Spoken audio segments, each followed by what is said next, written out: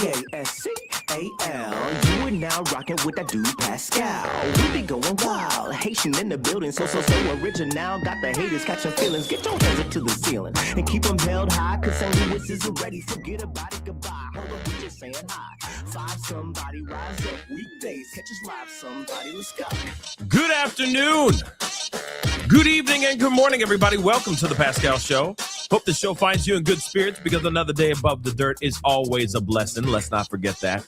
We got some things we got to get into today. We're all here for this hearing. First time that Tyler Robinson allegedly is going to be making a physical appearance in court today.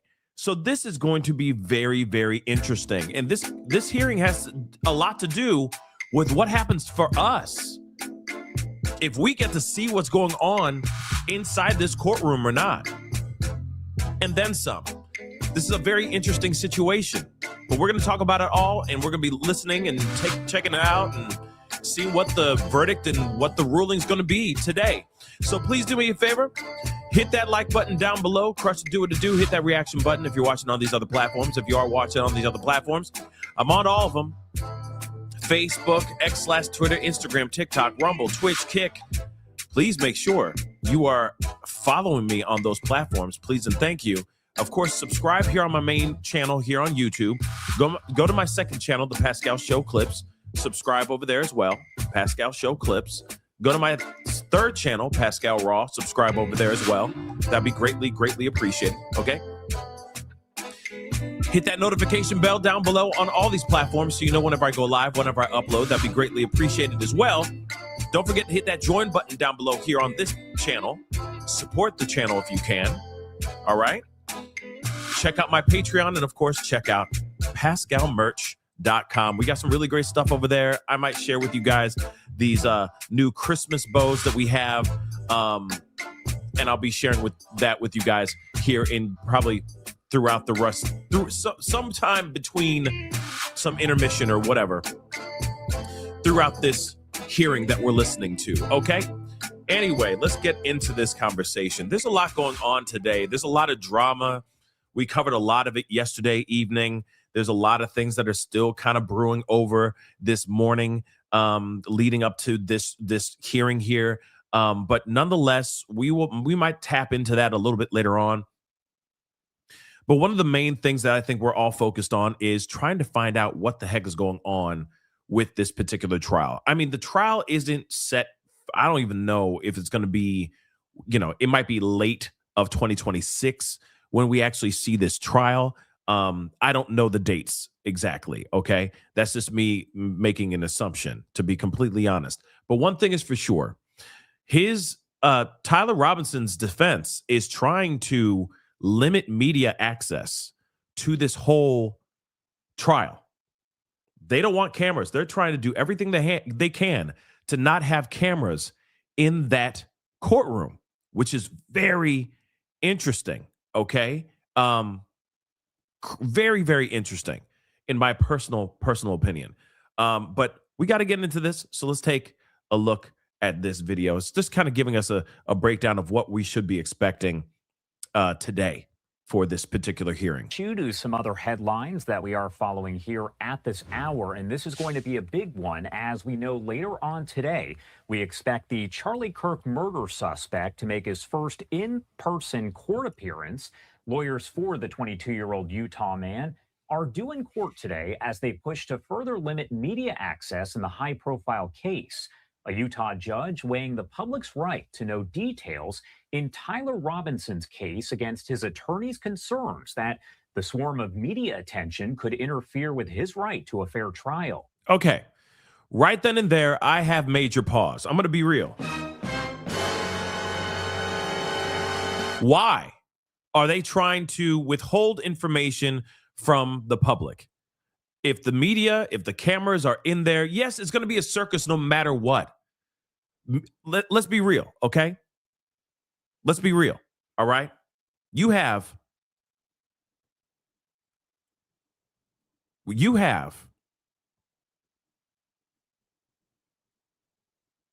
the Diddy trial, for example. Sorry, I had a little bit of a brain fart. You have the Diddy trial, for example. We were reading transcripts live because we couldn't have cameras in there because it was federal. It was a federal court. It was a federal trial. So we couldn't have cameras in there, right? Fine. We found a way. We were reading transcripts in real time or, live tweets in real time. Now we got this situation where this is not a federal crime. He's not getting hit. This is not federal court here. Okay. So yes, I get it. It's going to be a circus. It's absolutely going to be a circus, but it's going to be a circus whether or not they have cameras in there or not. He still has to fight whether or not he's going to have a fair trial, whether or not there are cameras in that room. I'm just being real. Okay? It doesn't matter what he says. Okay? Because if this is federal, there'd be no cameras in the room. Zero. Can't have them. Unfortunately. Zero zilch. Nada. Right? So he's very concerned about how the public and how the media is going to display him out here in these streets. Here it is. If he really is the one who did it, tough cookies, man. It is what it is. If it's not him and he didn't do this, and he's able to prove without a reasonable doubt that it is not him, and they're able to prove that in this case, wouldn't the public want to see that too? In fact, think about both sides. If he did this or no, wouldn't this give them an opportunity, the public, to finally just bury all the BS rumors, all the theories, all the conspiracy theories, all the Candace Owens episodes and whatnot? Wouldn't that finally bury the hatchet on a bunch of things like, yes, he was the one who pulled the trigger. Yes, it was his, his rifle. Yes, it was a 30-06. Whatever it may be. This would be his opportunity not only to present it to the court and his the jury of his peers, but also the court of public opinion, and just bury that mug, officially bury it all in the dirt. Right now, I understand as the trial continues. Yes, there is a possibility of other rumors starting to brew from the actual trial itself, but that's going to happen no matter what. That's inevitable, baby. That's with or without cameras in that mother-loving room. Somebody's going to be sending out the transcripts. Somebody's going to be live tweeting the actual conversation, the testimonies and whatnot that's going on inside that trial, whether or not the cameras are rolling or not. So why not just have full transparency so that we can all nip this bad boy in the bud, so we can all stop going after each other, so that all these conservative commentators stop cannibalizing each other, going after each other, trying to take over, trying to take each other's slot. You know what I mean? Just be done with it. Put the cameras on, let it roll, and let it rip. Robinson's legal team and the Utah County Sheriff's Office asking Judge Tony Graff to ban cameras in the courtroom. Prosecutors have charged Robinson with aggravated murder in the September shooting death of the conservative activist on the Utah Valley University campus in Orem, just a few miles north of the courthouse. They do plan, they say, to seek the death penalty against the suspect. Robinson was expected to appear in person after making previous court appearances via video or audio feed from jail. Now, that is according to a transport order that was obtained by the Associated Press here, a coalition of national and local news organizations that includes the Associated Press, fighting to preserve the media access in the case and cameras. Graff has already made allowances to protect Robinson's presumption of innocence before a trial, agreeing that the case has drawn, quote, extraordinary public attention. Graff did hold a closed hearing back on October 24th, where attorneys discussed Robinson's courtroom attire and security protocols. Under another ruling by the judge, Robinson is allowed to wear street clothes in court during pretrial hearings, but may be physically restrained due to any kind of security concerns.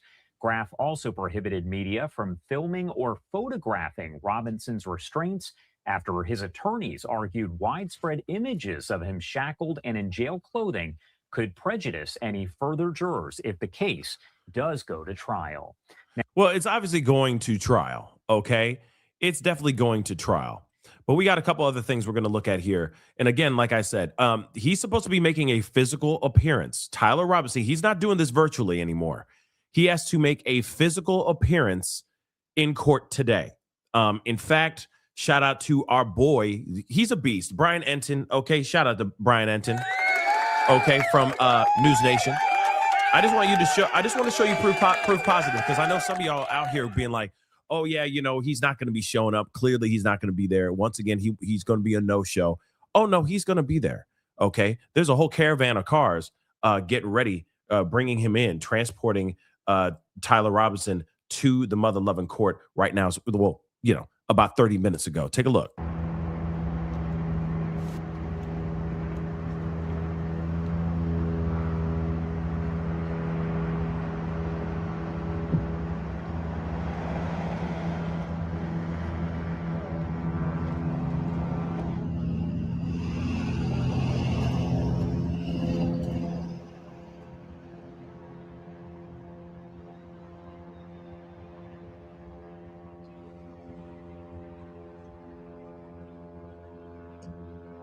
So I'm just going to mute that because it's just helicopters and engines running and all that. But as you can see, that is Tyler Robinson in that vehicle right now as we speak. I don't know. Is that a Bearcat? I don't know what that vehicle is called. Okay, but it's heavy machinery. Okay, to make sure that he gets transported there and to and from safely. Right, because we want to know exactly what happened here.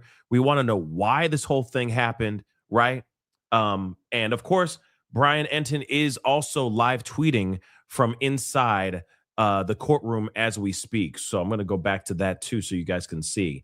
I mean, as of 29 minutes ago, he showed that video of the caravan of police vehicles transporting alleged Charlie Kirk, Charlie Kirk's assailant, Tyler Robinson, to court. Okay, major security, SWAT vehicles, and air asset. Yeah, they literally have helicopters swarming from above. A Bearcat is transporting him from where he's been held up to now over to court. And it's going to be the same type of caravan, I'm sure, on his way out, because there are people out here that want to see him gone. Okay, let's be real. Think about JFK. Think about that for a second, right? Moving on, though.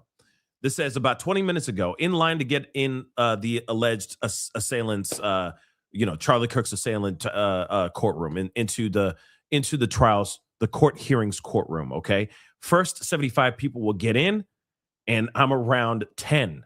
I'm around number 10, so I'm good, which is great news. This is crazy because there's some things about Tyler Robinson's mama being there as well. Okay, and yes, Court TV is live on this as well, which we are going to be looking at here very shortly. But moving on, 4 minutes ago, I'm inside the courthouse or inside the courtroom for the Tyler Robinson hearing. That should be starting in a few minutes. They have SWAT officers in here in full camo. First time I've seen that in a courtroom. I feel like that's the first time I feel like anybody has seen anything like that anywhere. Okay.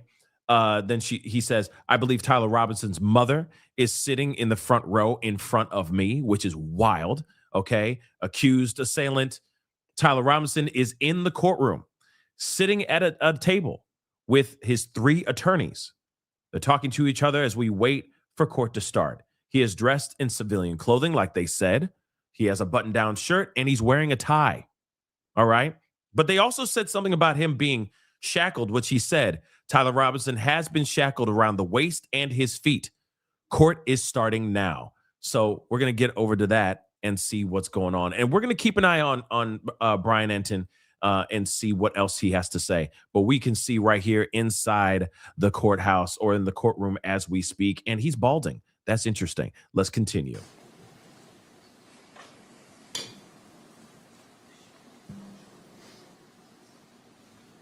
Yeah, he's balding like a mug. That comb over is something fierce. But moving on. That is a really good shot, by the way. This is a really good spot. So, Tyler Robinson in the flesh, y'all. We finally get to see him in the flesh. Yeah, well, he kind of, You see it. Look at his hair. Look, he's thinking out, man. Ain't there some white guy Beijing type ish that they can spray in their hair to make it look Please like they got seated. hair? You know what I'm saying? Court is now in session. Let's find out if he allows cameras in the courtroom. They better, or do you know Counsel, if you could enter your appearances, please. You know for a fact they're going to be sitting Your Honor, here Christopher saying, Ballard, Ryan McBride, Chad Grunander, and Lauren Hunt on behalf of the state. I'm going to let them Good talk. afternoon. Good afternoon, Your Honor. Kathy Nestor, excuse me, Richard Novak, Stacy Visser on behalf of Mr. Robinson. Good afternoon. Good afternoon, Your Honor. Jeff Hunt and David Ryman appearing on behalf of the media interveners that are identified in our motion papers. Good afternoon. Michael Judd, Your Honor, Parsons, Bailey, and Latimer on behalf of another set of media interveners also identified in the briefs. Good afternoon. And I recognize Mr. Robinson in the courtroom as well. Good afternoon. And for the benefit of the record, calling case 251-403-576, State of Utah versus Tyler James Robinson. Counsel, as we're moving forward today, I want to give an overview of what we anticipate doing. And it comes down, we're addressing three issues. The first is the October 14th, 2025 audio recording of the closed hearing and the October 24th, 2025 transcript of that hearing. The second is the state's motion to amend or clarify the publicity order, commonly known or referred to as the gag order. And finally, the motion for limited intervention and request for notice of motions to close, seal, or reclassify, and which has been filed by the media organizations and by counsel who are present today. So as we begin, the first part is we'll begin by addressing the October 14th audio recording and the October 24th transcript. This portion of the hearing will be closed so that I may hear from the parties regarding which portions of the recording, the record should remain sealed. All members of the public and the press will be excused, and the hearing will not be broadcast.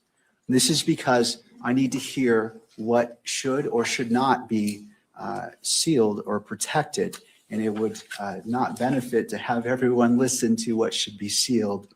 And so after I've heard argument, we will invite all parties or the public and the media to come back in, and the hearing will resume transmission.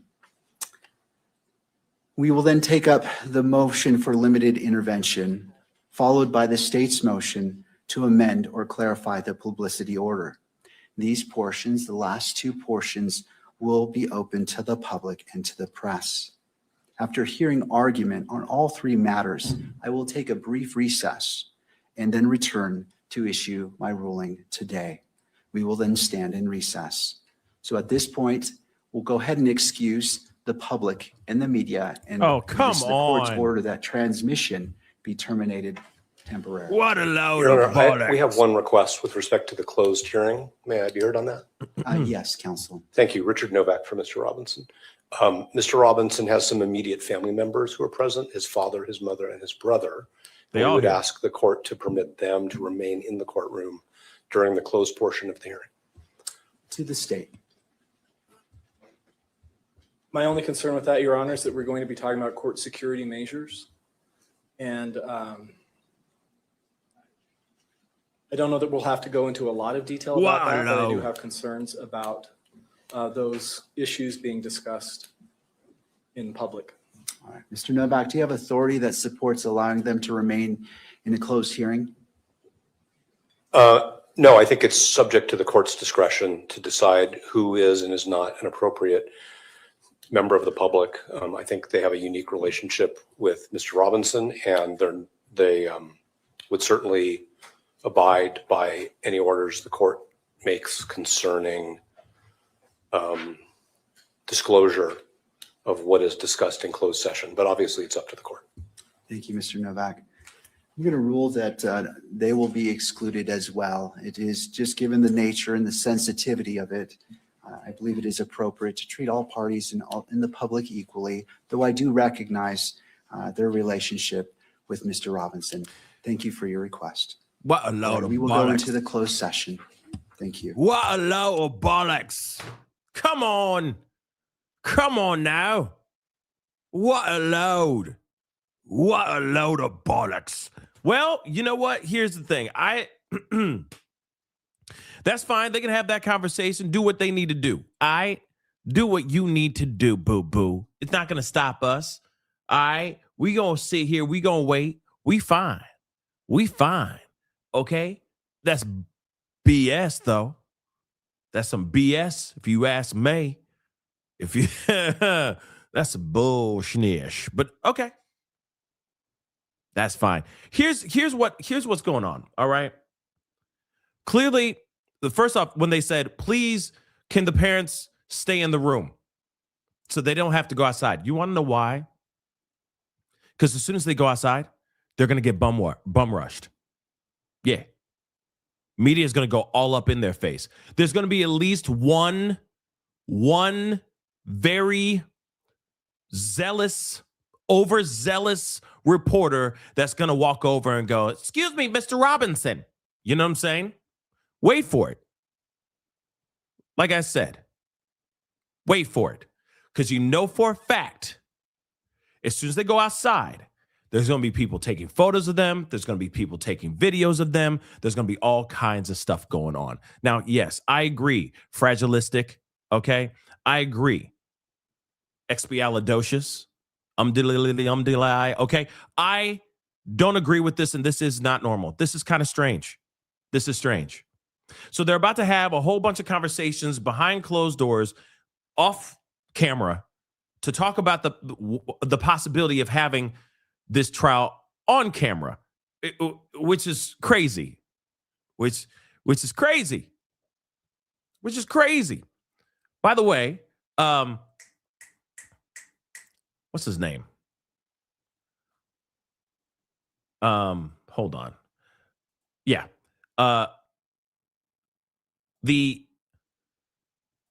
In fact, hold on. I'm trying to pause this really quick. I don't know about you, but this guy looks like he looks like Christoph Waltz, but like a thicker face version of Christoph Waltz, the judge.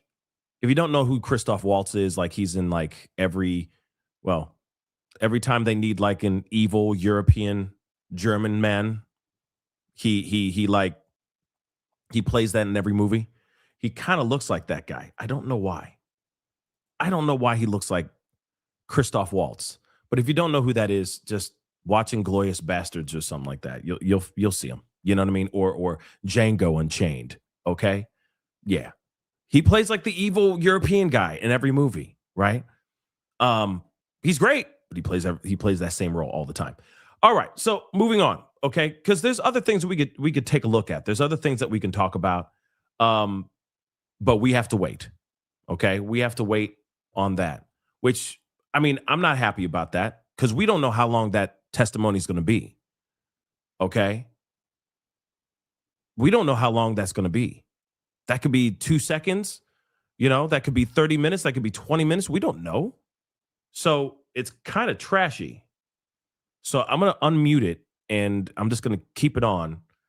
And we'll see what happens here. Okay. But we got plenty of other things that we could talk about and look into as we wait. But I'm going to see if there's any live coverage of this outside of court TV. Cause usually like Law and Crime will do like a kind of a live coverage, like halftime show type thing, if you will. Like, oh yeah, and they'll explain a little bit more of what's going on and why this whole thing's going on. But they're not doing one either. So yeah, it's kind of crappy. Let me see what Brian Enton put up. Maybe he put something up as well. Let's see if he's got any updates here too. Hold on. Okay. We got a couple updates. Yeah. So we're going to have to rely on the great Brian Enton for some updates. Okay. which I do appreciate. Shout out to Brian Enton and his fantastic work, and shout out to News Nation. Let's be real. Shout out to News Nation. Shout out to Court TV, and even sometimes for this in regards to this case. I don't know if Law and Crime is touching this case as far as live coverage of it, but I'm going to say it to them too, because, you know, it takes a village, okay, to be able to do all of this. All right. So here it is. Let's look into this. So it says, of course, as we heard in court, they said that Tyler Robinson's mom, brother, and father are there as well. And I'm assuming they're going to be testifying, but on whose behalf? Are they going to be testifying on defense, or are they going to be testifying on prosecution? Now, here's the thing. That will be a big tell sign. That will be a huge tell sign, guys. If we find out that the family is testifying for him, then something very interesting is going on. Then maybe there is, you know, this will spark off theories and speculation of there being a cover up. Okay, like the government covering this whole thing up. But then, if they're going against, and they're with prosecution, oh damn, he most definitely turned himself in. But for some weird, strange reason, they don't have any footage of him turning himself in, which I find to be extremely suspicious. Okay, that is sus as hell, if you ask me. All right, but we're not there yet. But it is interesting that the mom, father, and brother are all in there. Okay, now we're in the room, the hearing for 2 minutes, and now they're moving all the press and public out to discuss a sealed October 24th closed hearing transcript and whether it will be released. So that's what they're talking about right now. Something that was some sort of hearing that they had on October 24th, and they're trying to figure out whether or not they're going to have that out for the public to see and for us to hear, which is also very interesting. They're talking about something else here. So I guess they're just jumping over to other things for now. Okay. So yeah, they're talking about other things. We're going to go over here though. Okay. Moving on though. So there's that. So now they're being moved out. Okay. Then says Tyler Robinson's mama is crying right now. Now I'm back out in the hallway with the rest of the press and public while they go into a closed session. Very interesting. First impressions on seeing Tyler Robinson. He is a small guy, skinny. He seems very attentive and was listening as different lawyers spoke. I mean, yeah, we could see that in the video too. With all due respect, we could see that in the video. When all press and public were told to leave the Tyler Robinson courtroom, the defense asked the judge if the parents could stay. The judge said no. We saw that on video. So his mom was crying, and now they're out in the hallway with the rest of us, which could be strange. Like, I wouldn't be surprised if some overzealous, mother-loving reporter who has no care in the world goes over and tries to harass the Robinson family. Okay? You know what I mean? So I wouldn't be surprised about that, guys. Let's continue. Yeah, they're still outside with the rest of us, which is knuckin' futs, man. Knuckin' futs, y'all. Absolutely crazy. So we just are going to wait and see what's going on. In the meantime, though, there are some things, and this is all like, I'm going to try to stay within the realm of Tyler Robinson, this whole discussion about Tyler Robinson. But of course, you know, things are still brewing, revolving around Candace Owens, which I think is also very interesting. People are really going in and talking about a slew of different things. So I think we're going to talk about those things as well in the meantime as we wait. Okay. One thing is for sure.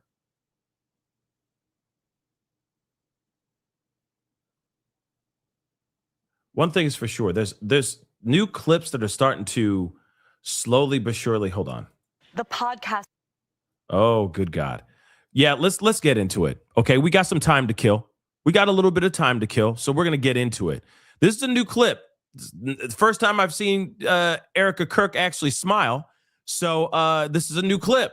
Now, I just did a reaction to a video of her talking to Barry Weiss, on Town Hall. Okay, this is apparently coming out on Saturday, if I'm correct.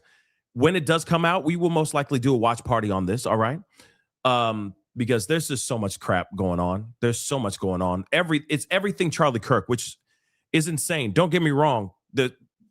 It's just a lot going on with Charlie Kirk and the craziness, the cannibalism that's going on within the these political pundits, these conservative political pundits that are just kind of vying, I think vying for Charlie Kirk's spot, to be really honest. And I think that they're trying to devour each other because there's an opportunity to be at the top of the mountain. And Nick Fuentes is falling on his face and losing listeners because he's sounding like Boo Boo the Fool all the damn time. But that's another conversation in itself. All right. So we got a little bit of time to kill because they're doing a hearing. They're doing a segment of this hearing that has something to do with whether or not they're going to unseal transcripts from another hearing. So they're having that conversation right now. Hopefully that will be very short. We'll see what happens. But nonetheless, there's a new clip from Town Hall that is out, and we got to take a look at it. Let's see. And apparently it's maybe being directly aimed at Candace Owens. Let's take a listen. The podcaster Candace Owens. Yep. Okay. At He says one it. time, a friend of Charlie's. At one time, an employee of Turning Point. She has been one of the main peddlers of these conspiracies, and she is making a huge amount of money on it. She is building her business off of these lies. What do you want to say to her and the other people that are putting these lies out into the world right now? Stop. That's it. That's all I have to say. Stop. Yep. So here's the thing. Are we surprised that she's saying this? No, not really. I mean, at some point, she has to say something. At some point, she has to say something. Yes, she is the widow. Yes, she also is the new CEO of TPUSA. I get all that stuff. But let me be real. She had to say something. You think that she's just going to sit there and go, yeah, keep asking all these putting out all these wild claims all the time. And here's the thing. You know where I stand.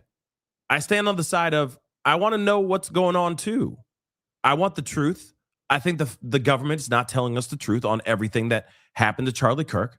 I really don't think that Tyler Robinson is the only one that acted alone here. I think there's more bad actors connected to this whole thing. There's so many things that just don't make sense, right? Okay, now you understand that.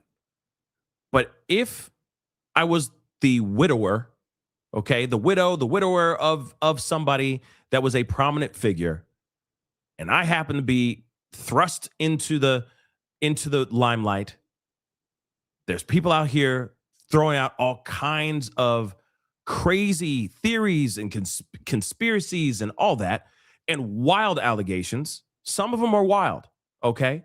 Do we know if they're absolutely 110% factual? We have no idea.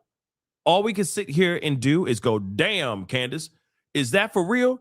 Do you have receipts on that? Where are the receipts, girl? In fact, where are the receipts? Because last I ain't seen no receipts, but diggity damn, you out here saying you out of pocket with this ish. You see what I'm saying? So again, any logical, forward-thinking individual is going to sit there and go, well, the theories that she has are pretty wild, but there are some parts that seem to be, they should be looked at, right? But as a person who loses someone that they love, of course somebody's going to react like this at some point, because there's going to be a point where enough is enough. You see what I'm saying? There's going to be a moment where you're like, okay, I've had enough, y'all. Like, I'm so done. I am so done with people saying all this stuff, putting my, it's like the Will Smith moment, but not the slap. Okay. Like, don't slap somebody on the world stage, like the Oscars. Like, definitely don't slap Chris Rock at the Oscars. Okay. Don't do that. But it's like the slap. It's like the reaction afterwards. Keep my wife's name out your mouth, right? It's the same thing. It's like after a certain time, it's like, yo, man, how long can you be riding this wave? Let's be real. It was guys in maroon shirts. I'm sorry, we got to talk about it all. Candace Owens goes, oh, guys in maroon shirts. Didn't you see the hats that said Marseille? There was baseball caps with Marseille on them. Must be French, right? She goes, it's the French. Les enfants, baguette, les fromages, right? Then it's like, oh, it's Israel. Let's not forget that. Oh, now they're trying to take me out as well. They're all trying to do it. Then it's the U.S. military. This is the new one. The U.S. military is now involved as well. But wait a second. There's also a captain with the last name Neff. There are so many dun dun dun with every single show that you're going, everything's upside down, right? We have literally gone into the upside down. Now, I'm not sitting here saying that everything that she's saying is wrong. But at the same time, it's every day there's a brand new theory to the point you're like, I don't even know what to do anymore. What is true, what is not? Now, imagine being on the receiving end of this, being Erica Kirk. Let's just err on the side of, let's just act like none of that is true. It's just one fat ass fugazi, okay? Just fake news, all of it. Just conspiracies for the sake of some clicks and making a whole lot of money because she's making buckets of money, y'all. All right? She got a Scrooge McDuck. She got a Scrooge McDuck bank filled with dollars, not gold coins, because that's hard, especially when you dive into it. You know, at least dollars, cash is soft for the most part, right? But she's making crazy money. Now, all of what she's been saying, right, has been theories. Imagine being on the receiving end of that. Millions and millions and millions of people are listening to her shows. Every day it's a new curveball. Then she throws in TPUSA. Here's the other dun dun dun. It says TPUSA has something to do with the demise of Charlie Kirk. Holy crap. Then she also said something along the lines of something about their marriage. I don't know. I don't have any factual information on that. But I heard through the grapevine something about the marriage being a little rocky or something crazy like that, right? And again, imagine being Erica Kirk. Just for 2 seconds.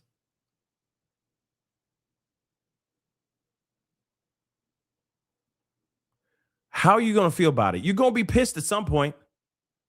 At some point, you're going to be like, I got to put my Bible down and hold my jewelry, get out the Vaseline, and you're just going to get into scraps. And if you lose a lead press on nail, so be it. Because at some point, you're going to get angry and you're going to have to step out and say, shut up. Right?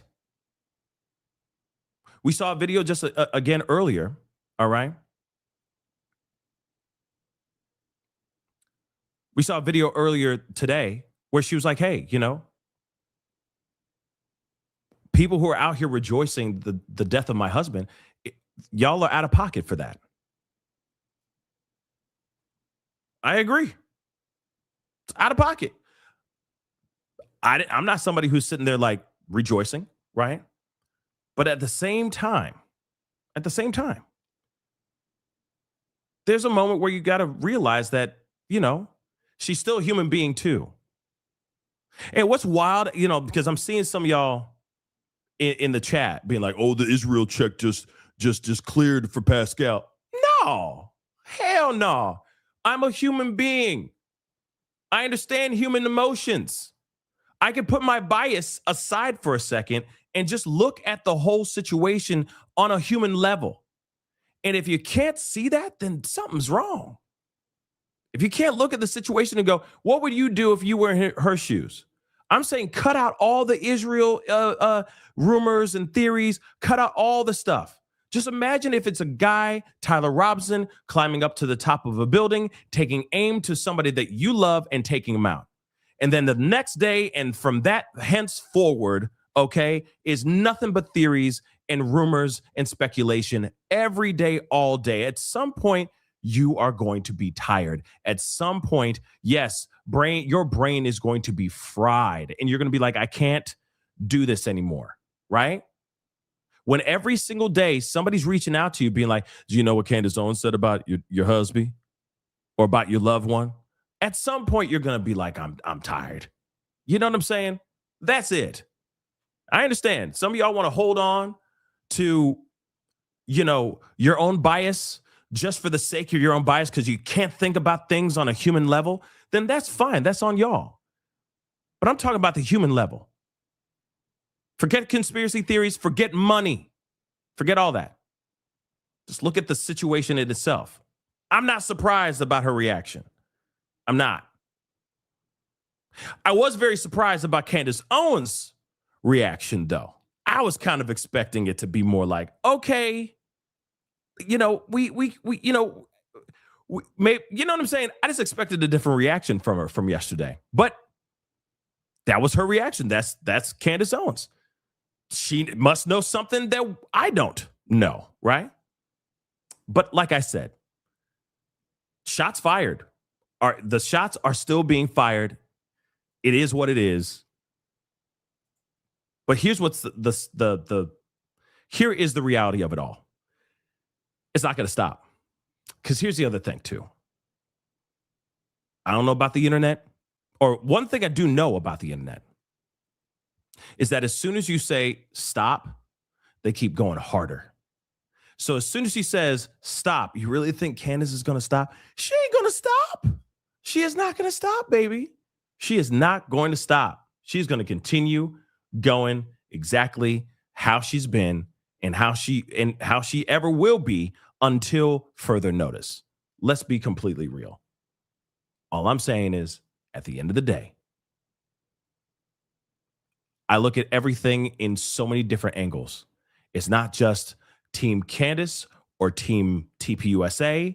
It's not Team Red or Team Blue. It's also, what about the human side of this situation? Okay? No, I'm not. No. The fact that anybody's even entertaining that question is the dumbest thing in the world. I am not. No, I don't even need to say anything like that. That's ridiculous. Okay. All I'm saying is I'm asking questions just like any other person should be asking on a human level. Okay. So I think and of course, yes, Blake Neff. Yes, he is a racist. He is a racist. He's bad. He's a freaking racist. Okay, he used to work for Tucker Carlson. He didn't work for Tucker Carlson anymore after he was outed for being out here hiding behind certain screen names. Okay, hiding behind certain screen names, saying all kinds of racist stuff. All right, he is the worst kind of person out here. Okay, in my personal opinion. So again, it's very interesting, but let us continue on, okay? Because obviously they still are having that hearing from that closed hearing right now as we speak. So let me see if Brian Enton had anything to say here. See if there's any updates. Nothing so far. Still nothing so far. That's crazy.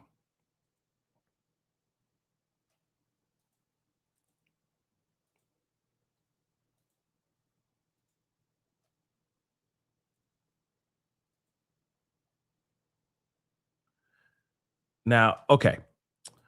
Tucker Carlson also said something recently about this whole Charlie Kirk situation. So I want to share this with you guys too. And this is not from Theo Vaughn. This is actually a video that he did on his own. Okay. So, and Holly, yeah, I mean, it's all crazy. It's all crazy. You know, I think two things can be true at the same time, you know, in a lot of these situations, right? I still think that you could look at something, you know, in a more human way and go, dang, this is crazy, right? But then also go, well, there's still a lot of things that just don't make sense. And I think that that TPUSA most definitely needs to explain themselves, and they need to bring Candace Owens onto their show via video chat on Monday and call it a day and just be real and let everybody know what the hell is going on.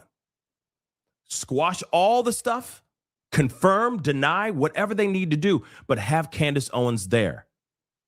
I've already said this. It's an opportunity for them to make them look righteous and make her look like a fool. But the way that they're doing this and the fact that they're like, no, we're just going to do it anyway without you, girl. Bye. Makes it seem like they're scared to fall on their face. They're scared to be exposed for whatever it is that they're hiding. And they're clearly, I feel like they're hiding something. What it is, I don't know. I truly think that they're hiding something, right? But before we get into this, let me get this here. Pinar, thank you so much for the love. Hi, Pascal. Greetings from Germany. Thank you so much for tuning in. I appreciate it. Thank you so very much. Thank you so much. And thank you so much for becoming a member. Welcome to the family. And just like Pinar, please hit that join button down below. Become a member. Support the channel if you can. Daniel, thank you so much for the love. I appreciate it. Forgives. Okay. That is the part, and I even did it live, that I was like, nah, bro. Okay. Forgives Tyler Robinson for unaliving her husband. Live at that memorial, right? John Cena, right? With the flares and the pyrotechnics and all that stuff, right? Crazy stuff. And then she goes, I forgive him. And everyone loses their mind. And I don't know why. I felt like I was the only one who said, bruh. Like, I literally sat back in my mind. But I was like, you know what? I'm trying to be kind. I'm trying to be respectful during this memorial service or this John Cena. So I'm like, okay, I'm going to be as respectful as I can. But this doesn't smell right. This does not smell right at all. I'm sorry. It just doesn't. You forget really. It ain't even been it wasn't even like a whole week, something like that. It wasn't even 2 weeks. Hus be gone, and she's like, I forgive him. I'm like, I'm sorry. Okay, I'm a God-loving individual as well, but it would take me a long time to find forgiveness for someone who went brah to someone I love. I'm sorry. It would take me a long time. And yet she forgives him. Angry and ready to go to war with Candace Owens for asking questions we still haven't gotten answers to. Yeah. Things that make you go, Yeah, it is weird. That is weird. I agree, Daniel. 100%. 100% I agree with you on that. It doesn't make sense. You're willing to move on and forgive the guy who braka. Forgive him, no problem. But then Candace Owens asks questions and you are angry. But here's the thing. Like I said, two things could be true at the same time. I understand her anger. I understand her frustration. But I would say I'd rather her just go, don't ask me any of those questions. Don't ask me any of those questions on camera. But you know for a fact those questions are scripted. She knew exactly that question was going to be asked. She knew that. Just like the first Fox interview that she did with the very skinny black reporter girl. I don't know her name. No disrespect, okay? But she was like, what is this taking from you? Nothing. She knew that these were questions that were already scripted. She knew what was going to happen. But that time, she didn't say her name. She just said people on the internet that are making money, hundreds of thousands of dollars off of this situation, spouting conspiracies and things that aren't true, right? This time, the one we just saw a second ago, she literally, well, she didn't say it, but the question would revolve strictly around Candy O. That's massive. But I will say this, okay? Like I said, I'm not surprised her speaking out. But if she didn't, but now I'm wondering, now that I'm thinking about it more, now I want to know, what's the reason? You know what I'm saying? What's the reason why they asked her those questions of all people, of all things right now? Think about that for a second. I'm going to come back to this super chat here really quick. But think about that for a hot minute. Put that in your pipe and smoke on it for just 2 seconds. Why bring that question up at all? You realize that she's out here going, "Hi everybody, be sure to buy his book. Stop in the name of God before," you know what I'm saying? That's the name of the book. Stop in the name of God. So a question, if she's out here going, buy the book, why would they bring up Candy O as a question if she's out here promoting the mother-loving book?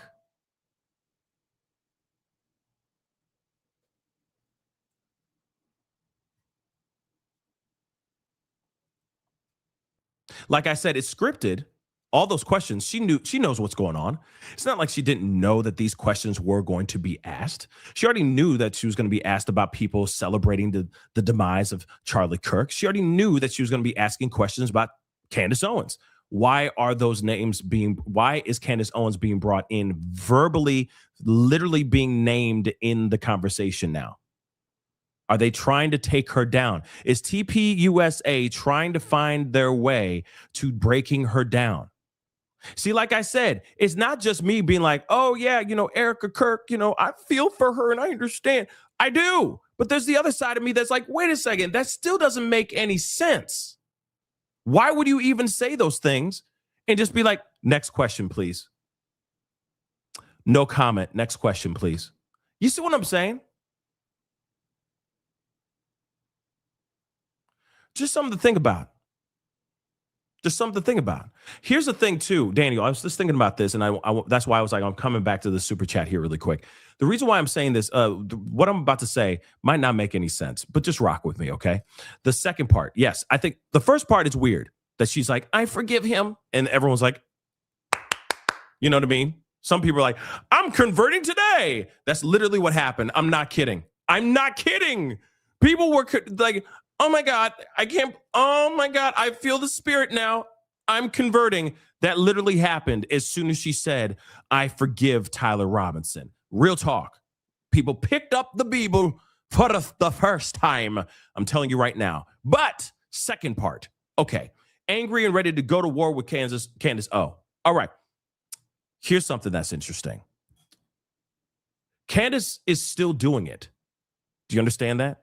So yes, I can see her being angry. And yes, she hasn't sat there and go, I forgive her. Because Candace Owens is still doing it. Candace Owens has not stopped, and she will not stop. Can't stop, won't stop. She is in full Diddy mode right now. Without the Astroglide and Baby Oil. So it's rough.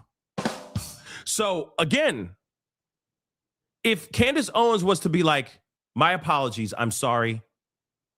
She's right. I'm going to back off. I'm done. I'm backing off. I guarantee you, Erica would be like, I forgive her. If she had that opportunity to go onto a microphone in the public and say, I forgive her. But right now, it is in full Diddy mode right now. Like Candace, can't stop, won't stop. Not freak offs. But can't stop, won't stop. full Diddy mode in her theories and whatnot. You see what I'm saying? So if she was to sit there and go, shoot, you know what? Like last night's show, when she went live, as soon as she saw the Erica Kirk thing, basically like, this is my man. This is my husband. And she's putting the hands out like this. She's grabbing the air. That's when you know a woman's mad, when they're grabbing the air. Okay. No, that's my husband. That's when you're in trouble. This whole hand thing. Okay. She didn't stop. She just said, you're the CEO. Doesn't make any sense for you to be the CEO if you're going to be emotional like this. Insane. She didn't go, my bad. Lo siento. Please forgive me. Nope. No. She stood 10 toes down on that mug. 10 mother-loving toes down. So there won't be forgiveness for her because she's still doing the act, right? She's still in the middle of the act. I think forgiveness would be bestowed upon her if she was to back off and say, I'm sorry. You're right. I'm wrong. You will never hear me utter another conspiracy theory about Charlie Kirk ever again. But we haven't heard that yet. But you have a very good point in your super chat. I just want you to know that too. I'm not knocking what you said. Very solid points here. Okay. Now, like I said, Tucker Carlson, Tucker has had a few things to say. This is a completely different video. He did a whole conversation about with Theo Vaughn. Okay. He had some things to say about Theo Vaughn, or not about Theo Vaughn, but he had a few things to say about the whole tragedy with Theo Vaughn. And I guess he's talking about a few more things here, which is interesting. I have not heard this one yet, so let's take a listen. In the 3 months since Charlie Kirk was murdered, I've really tried not to comment on the murder investigation in public. And it's not because I don't care, of course. I love Charlie and knew him well since he was a teenager. But I haven't said anything about it. I really tried not to say anything about it. First, because I don't really know anything that everyone else doesn't know. I've asked around, but of course, how do you know what the truth is? But the other reason I haven't said anything is because I know personally a number of the people involved in what's now become a very large story. I know them really well. And I really think a lot of all of them on every side. Candace Owens, I've known a long time. I love Candace Owens. Blake Neff at TPUSA once worked for me at a couple of different places, and I love Blake Neff. Erica Kirk, I've known since she was dating Charlie Kirk, and I love Erica Kirk. And I think these are all really, really decent people. And so it's been my desire for 3 months not to get involved in any of this. And in general, to think to myself, anybody who is earnestly searching for the truth, whether they're right or wrong, but as long as they're motivated by a desire to find out what happened and therefore honor Charlie's memory by getting to justice, anyone who's doing that, I'm not going to criticize. Again, no matter what track they're on, lots of us, and this has certainly happened to me, have good moments, but good motives, but wind up in the wrong place. But it's a sincere mistake. So that definitely happens. I have done that. And so I've just wanted to stay out. And then the other day, I had like a 3-hour conversation with Theo Vaughn, and it was not about Charlie Kirk or anything related to it, but that topic came up.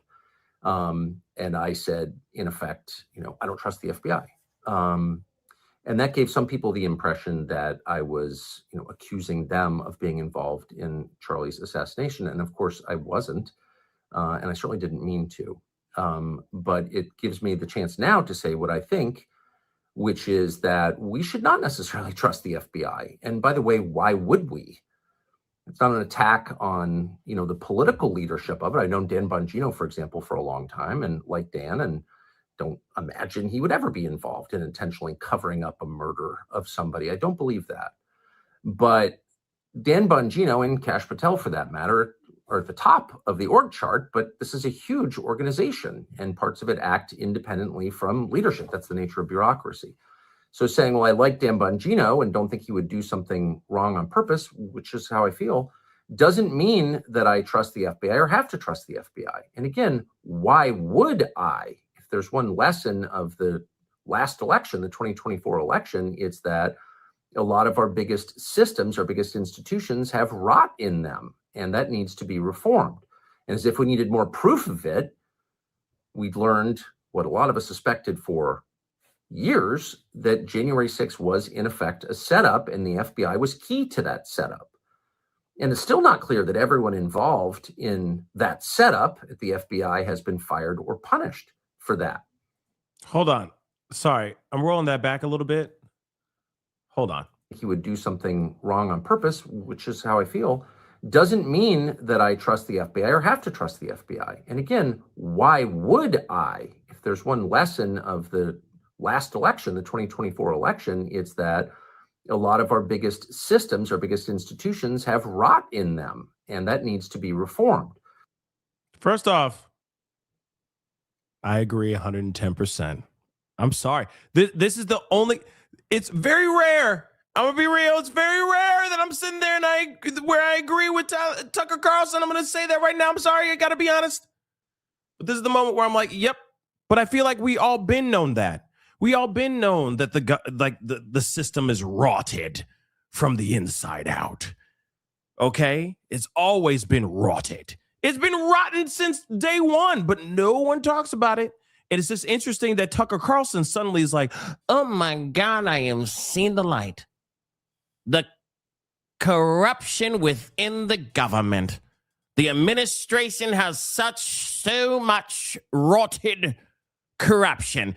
Sorry, but that shouldn't be a surprise by now, right? Right. And as if we needed more proof of it, we'd learned what a lot of us suspected for years, that January 6th was in effect a setup, and the FBI was key to that setup. Diggity damn. There's a lot that he's saying here, so let's continue. I'm checking to make sure about the live court thing. Don't worry, I'm keeping an eye. And it's still not clear that everyone involved in that setup at the FBI has been fired or punished for that. So no person, no American is under some moral obligation to believe everything the government tells you, particularly institutions or agencies that have a long documented, factually documented track record of committing crimes, participating illegally in our political system, for example, as the FBI has done, manufacturing crimes, setting people up, distorting justice. That's the opposite of their job, of course, which is to get to justice through facts and then to tell the rest of us how they arrived at this conclusion, to prove to the rest of us that the right people are being punished. So we're not under any obligation. Of course, we shouldn't invent theories to discredit the FBI, but it's not enough to have government officials tell us, well, this is the truth. We have a right, probably an obligation, to say, well, can you prove it? And if you can't, I don't have to believe you. So if there's one thing that bothers me above all about the investigation into Charlie Kirk, is that is getting lost as people argue over what happened. We are potentially letting our largest federal law enforcement agency off the hook. It is the job of the FBI to find out what happened and to tell the rest of us, not hide behind, well, it's national security, confidential sources. No, tell us what happened. Show us what happened. Convince us what happened. Okay, first off. Wow. Like I said, it's a very rare, it's a rare condition this day and age. Okay, this is weird because I'm about to say something again. Yes, 1,000 times yes. 1,000 times yes. Show us that.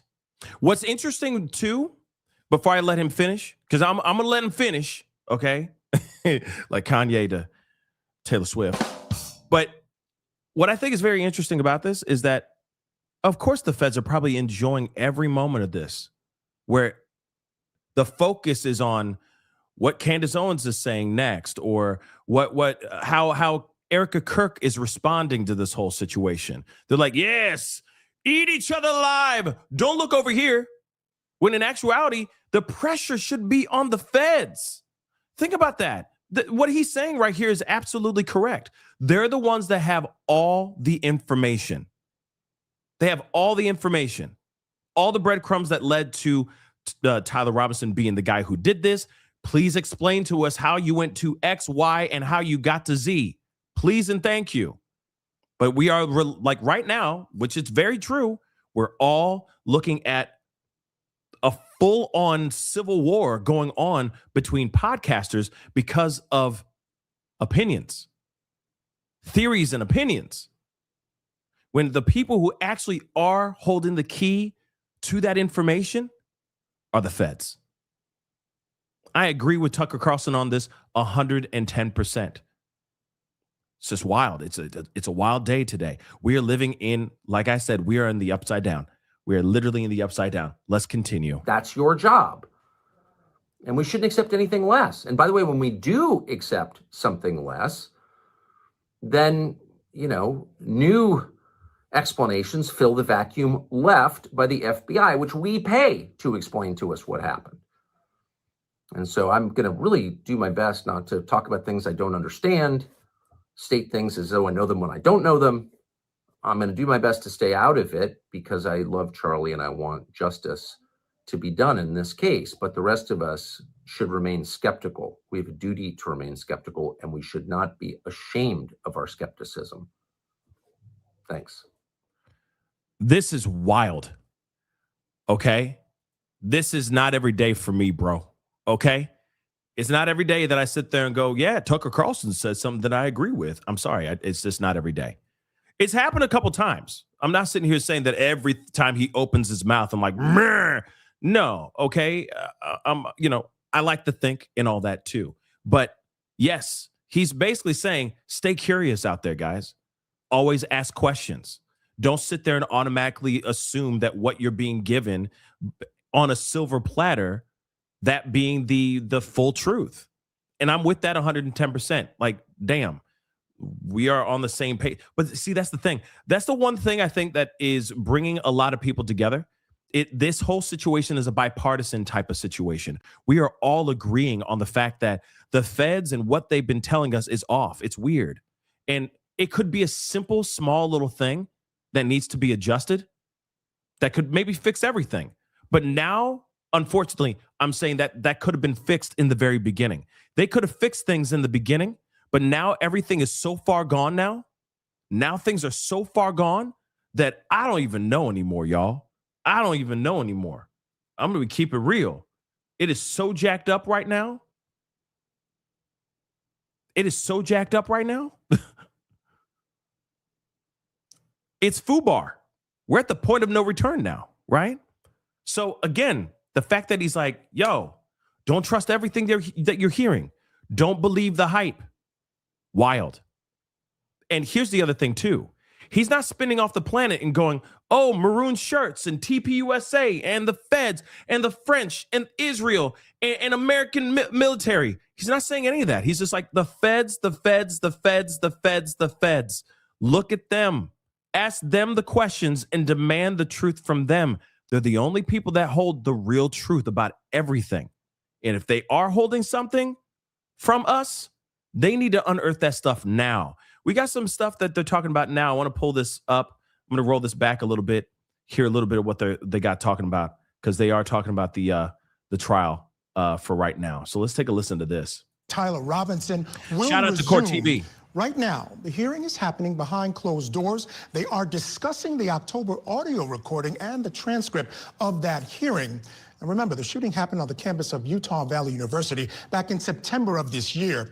Police launched a 33-hour manhunt for the shooter, Tyler Robinson. At least that's what they allege. That is until Robinson's family convinced him to turn himself in. Again, during that conversation, at least according to prosecutors and to law enforcement, he basically confessed to his family that he was the one responsible. I'm sure that would be a big deal in court. Let's bring in our guest. I would like to welcome back criminal defense attorney Joanna Nieves. Joanna, great to see you. Thank you so much for joining me here on the program. We have an important hearing, really the first time Tyler Robinson has appeared in court personally. He's appeared via WebEx or whatever they want to call it in that particular courtroom. But this time he's appearing in court, and per the judge's ruling, He's allowed to appear in street clothing. It seems this judge is inclined to really try as much as he can to protect his right to a fair trial, because that's what that ruling would definitely be about. And that's part of what this is about in terms of, should we open up these particular hearings and in fact the whole case to the public? Your quick thoughts on that. It's that the judge is going to be weighing two very clear interests: the public's right to access and, of course, the First Amendment and promotion of transparency and accountability, against the defendants, the accused, right to a fair trial. This is a highly publicized, high-profile case that has, gained the interest of like national political speakers and representatives. And right now, the defense is wanting to ensure that Mr. Robinson is not prejudiced by the high publicity that this has already garnered. On the other hand, this was a murder that took place in a very public space. And so, of course, the state and media are going to be arguing that this was already so public, the community and public maintains an interest in what happens with the prosecution going forward. Yeah, I agree. And ultimately, this is such a big story. And this is not because I'm biased, because I'm in the media. But one of the things argued by the defense in terms of arguing for this thing not to be open to the media, in terms of that affecting his right to a fair trial, is that there's been a lot of misinformation. I think one of the best ways to avoid that type of thing or counteract that type of thing is to open this up, shine a light on what's going on in that courtroom, because then anyone who has misinformation, there's a record of what's actually going on. I actually agree with you. I think that when you limit access to the public, then who is there to account for what actually took place? And I think the judge can find ways that are narrowly tailored that allow reporters to be in the courtroom. Maybe there's no live feed and live streaming of what's going on, but the reporters and media have access and are able to take notes and take, maybe even have delayed broadcasting about what's happening.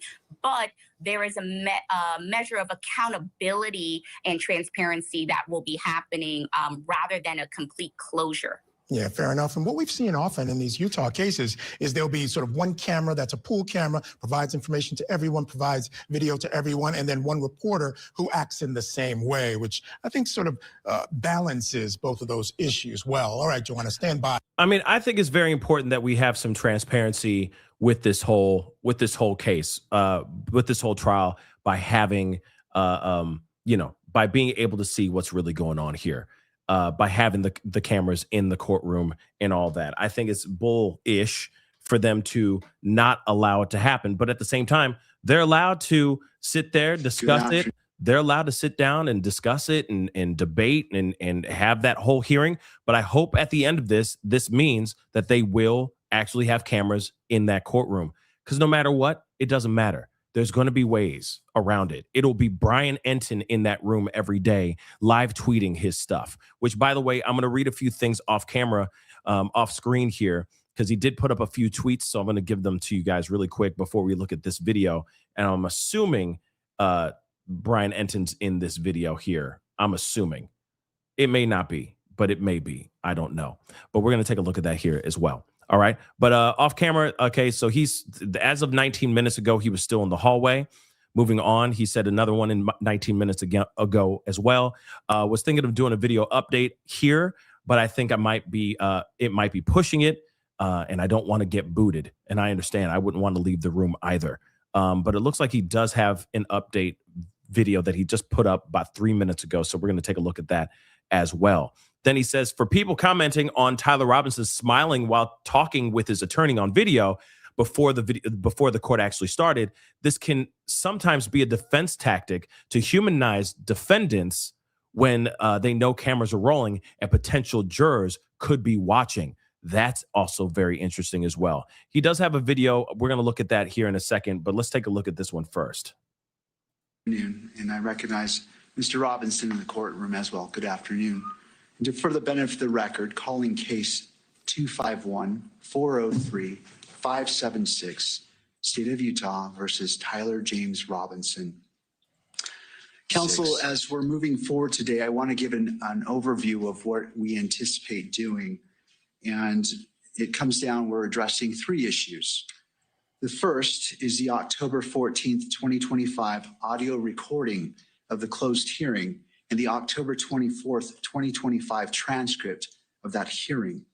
The second is the state's motion to amend or clarify the publicity order, commonly known or referred to as the gag order. Let me, this is not the one. This is just a replay of what we already watched. So I'm going to pull up this video from Brian Enton here, where I guess he found a way to sneak out and do a quick update with News Nation. So we're going to take a look at that here right quick. Brian Enton, who was live Here it is. outside of the courthouse there in Provo. Brian, even Robinson's family members had to leave the courtroom. Yeah, this was kind of a unique situation, Nicole. I was just up there. We waited in line. They let the first 75 people in. I was number 10, so I was able to get in. I was actually sitting right behind Tyler Robinson's mom, his dad, and his brother. His mom was crying throughout this. And we got in, we sat down. It was quite a process getting in. And then they started the hearing, and the judge almost immediately said, okay, I'm going to have to ask all members of the public and the media to now go back out into the hallway while we discuss whether or not to release a secret transcript from back on October 24th. So we saw Tyler Robinson, we sat down. It was the first time we've ever seen him in person, by the way, Nicole. All the other hearings have been virtual, so it was really striking to see him in person. I mean, what I noticed was he's a very, very skinny, small guy. He was very, very attentive. He has 3 lawyers. He was talking with them as the hearing was about to start. But as soon as we got in, sat down, basically the judge said we all had to leave again. The defense asked if Tyler Robinson's parents could stay in the courtroom, and the judge said no. So the mom was crying. She came back out into the hallway with us. Now we're waiting to find out when we'll be let back into the courtroom. Security is so intense, Nicole. I don't think I've ever seen a police situation like this at a courthouse. They've got all the roads right now closed around the courthouse. They brought Tyler Robinson in this convoy of police vehicles with a Humvee in the convoy.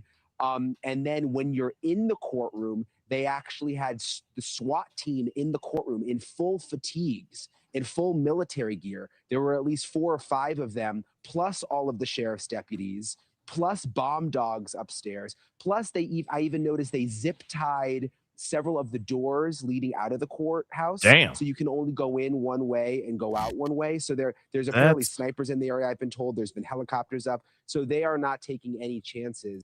Well, first off, that's terrible to say out loud if you really think about it, because there's all kinds of crazy people that are willing to do whatever they can, and they're like, oh, so they're already trapped inside. You know what I'm saying?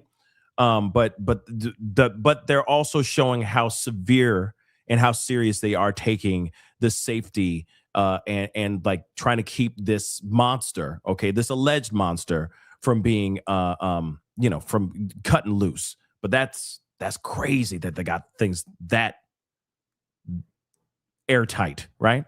Obviously, with how volatile this whole situation is, with him being accused of assassinating Charlie Kirk. But we'll see when we get to go back up. This was sort of unexpected that everyone was asked to leave the courtroom, Nicole. Yeah, and Brian, I just want to zoom in on something that will be discussed today, because as we take a look at the video, what we saw moments ago before everyone was kicked out of the courtroom there, Tyler Robinson is allowed to be in civilian clothes during all of his pre-trial hearings, but that could potentially change for the trial. It is possible we would see him in those jailhouse, that jailhouse uniform, the traditional red or whatever it happens to be there, orange or whatever it happens to be there in Utah, correct? Yeah, so they made a ruling that he'll get to wear these civilian clothes throughout, so that they don't taint the jury pool, since, innocent until proven guilty. But I noticed, he came in, he's got a button-down shirt. You see him in the tie there, but if you look closely, he is shackled around the waist, and he's also shackled down at his feet. So he has shackles on. But yeah, I mean, the camera, the camera that we're allowed to feed into, the media camera, it's so close to him. And again, it's just sort of eerie seeing him in person, because we've only seen the mugshot. We've seen that sort of grainy Zoom video from when he attended a hearing from jail, but it's not a big courtroom. We're all right there. He's right there. The camera is right up on him. And hopefully we'll be able to get back inside soon. I just want to ask you really quickly, did his family, I know you mentioned his mother crying, did the family seem to be upset? The mom did. I mean, the mom was crying, and just tears coming down throughout. She was sitting there. Her husband was sitting next to her, And then her son, Tyler Robinson's brother, was sitting there. And at first I recognized her because you remember there was this body camera video that came out from a while ago when he had gotten in this wreck and his mom showed up. So I recognized her pretty immediately from the body camera video. And they didn't seem pleased that they also had to leave the courtroom. But the judge said, look, they're also members of the public and everybody's got to go. So they're basically discussing a closed hearing from October 24th and whether or not to release those secret transcripts. That's the reason that they've taken the public out. So when they finish that discussion, apparently we're going to be allowed back in.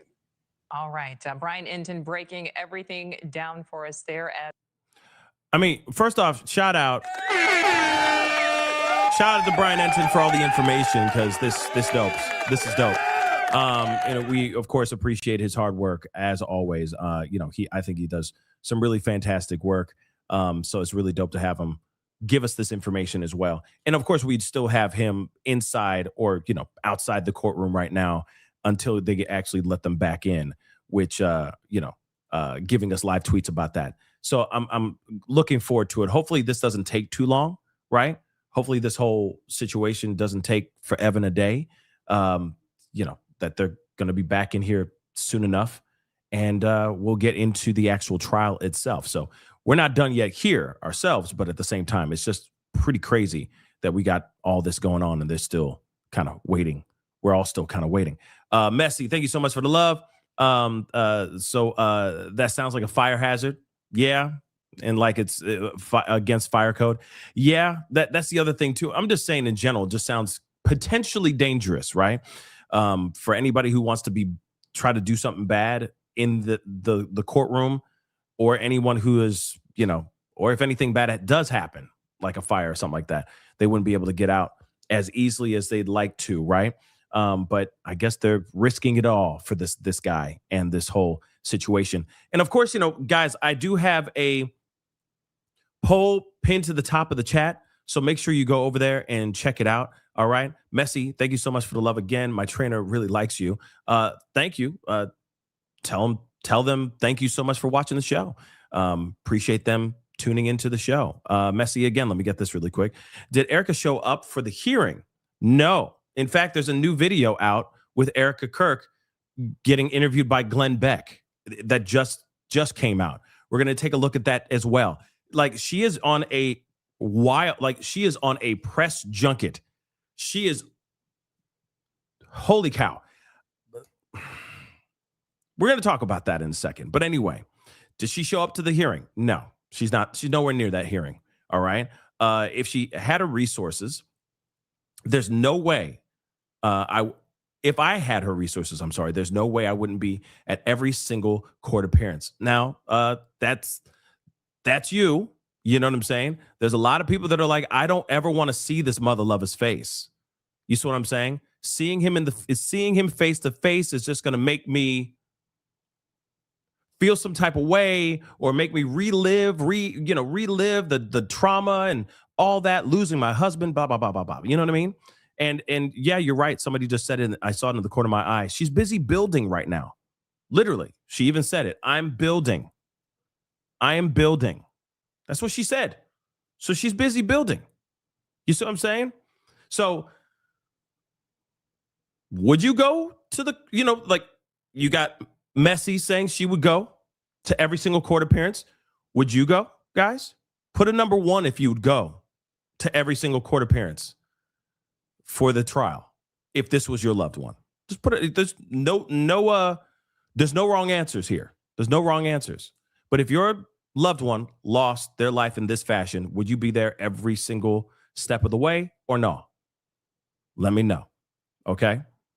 But let's continue here. Let us continue here. Okay.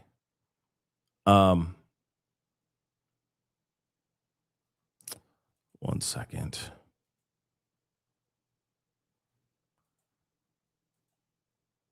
Because there was another one. I just saw it. I thought I had it up, but I started pulling up a bunch of other things. It's another thing with Glenn Beck. And I have not said, for example, I have not said even Glenn Beck's name in probably years. Okay, guys, like shamalama ding dong. 1 second, guys. Where the hell did it go? Where did it go? There it is. So here's something. So apparently it says Erica Kirk debunks another Candace Owens lie. Charlie Kirk was not texting people how he was going to lose his life right before he lost his life. Apparently, this is from Glenn Beck. Somebody found this and posted this. So I don't know how recent this interview is. In fact, let me check something here really quick, just so I can cross-reference.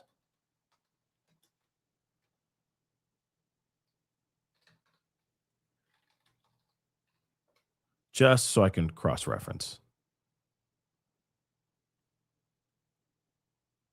That's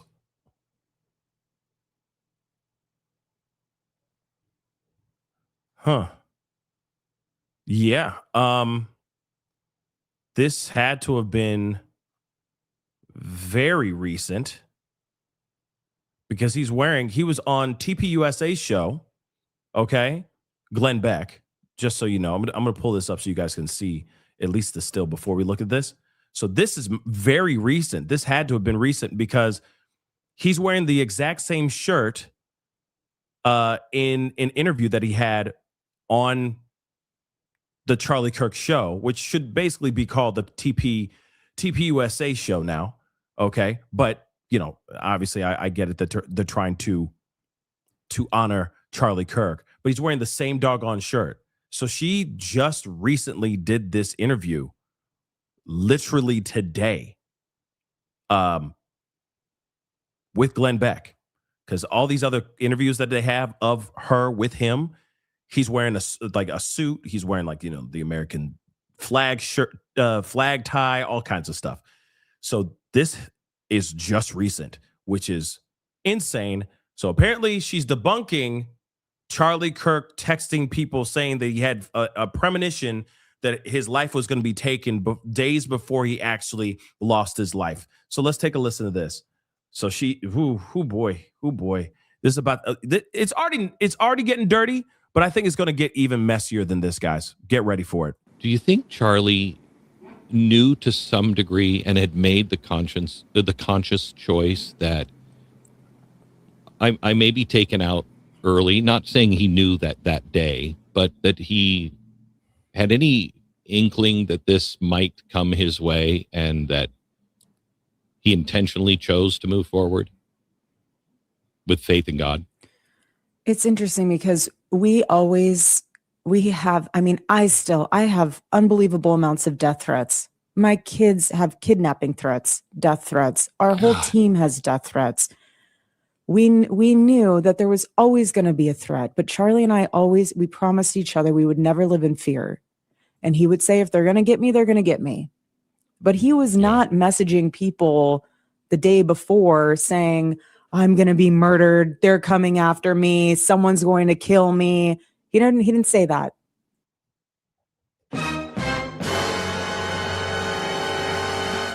You know what? I have a feeling. I have the weirdest feeling. This is what I'm feeling all the way down to my plums. Okay. I just have the strangest feeling that as she continues to go out and do more, press talking and speaking out and all that, her focus now is going to be on Candace Owens and debunking everything. Because now it's like, okay, Candy, okay, Candy, you don't want to go to TPUSA in the flesh and hash this out? Oh, okay, you don't want to hash this out? Okay, then I'm going to hash it out for you. And that's exactly what she's doing right now. I'm just going to say it. She's going, okay. Mm-hmm. You don't want to talk about it? You don't want it. You want to just do it via video call? F that. We want you in person, but you don't want to do it? That's fine. I'm just going to out all the BS. I'm going to debunk all of it. One interview at a time. Let's go. She is angry. Yeah, there's no forgiveness coming from this woman. Okay? There's no forgiveness coming from her right now. Okay? No forgiveness. Okay. And I have his cell phone. Didn't say that. And so what I do know is that we believe in the power of prayer. Yikes. And what I do know is that we believe in our sovereign God. And what I do know is that that night before, we did what we usually did before tours. We said our prayer and we asked the Lord to protect us. And we asked the Lord that his will be done. That's what we did. Ay, Chihuahua. Ay, Chihuahua. I'm going to play that one last time. One more again, because we got Tim Pool in the chat here too. Well, no, he's not in the family. He's not over there in the family chat. Okay. Let me just say that really quick. No, hold on. Time out. Okay. But I'm just saying, like, he still is entering the chat and he's got some things to say. And there's a video that I was going to react to a little bit later on, but I'm just going to react to it now since we got time, right? Because they're still doing the hearing whether or not they're going to release that information. So let's hear that one more again. Do you think Charlie knew to some degree and had made the conscious choice that I may be taken out early? Not saying he knew that day, but that he had any inkling that this might come his way and that he intentionally chose to move forward with faith in God? It's interesting because I have unbelievable amounts of death threats. My kids have kidnapping threats, death threats. Our whole team has death threats. We knew that there was always going to be a threat, but Charlie and I we promised each other we would never live in fear. And he would say, if they're going to get me, they're going to get me. But he was not messaging people the day before saying, I'm going to be murdered. They're coming after me. Someone's going to kill me. He didn't say that. And I have his cell phone. Didn't say that. She got receipts. So what I do know is that we believe in the power of prayer. And what I do know is that we believe in our sovereign God. And what I do know is that that night before, we did what we usually did before tours. We said our prayer and we asked the Lord to protect us. And we asked the Lord that his will be done. That's what we did. You know, what's wild is she's like, I got receipts. And yeah, part of me is like, okay, then, you know, I'd love to see all of it, right? Who wouldn't want to see all that mug, right? As much information as we can get. But again,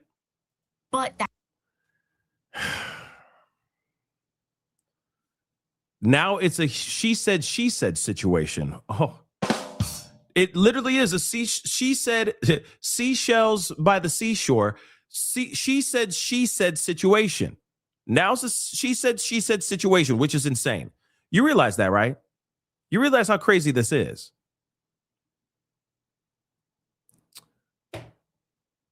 And like I've said a million times before, but I'm going to say it now, the plot continues to get thicker than a snicker.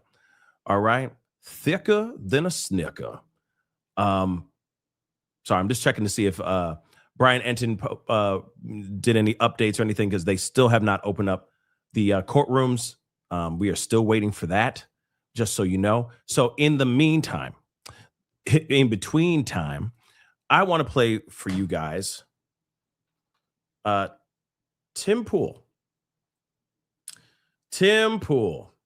He is now getting he's getting petty. I'm going to say it. He's gotten petty as hell. And there's a video that he did that is insane. And it all revolves around Candace Owens and how he says Candace Owens now allegedly has been heard saying she hates Charlie Kirk, that she hated him before he lost his life.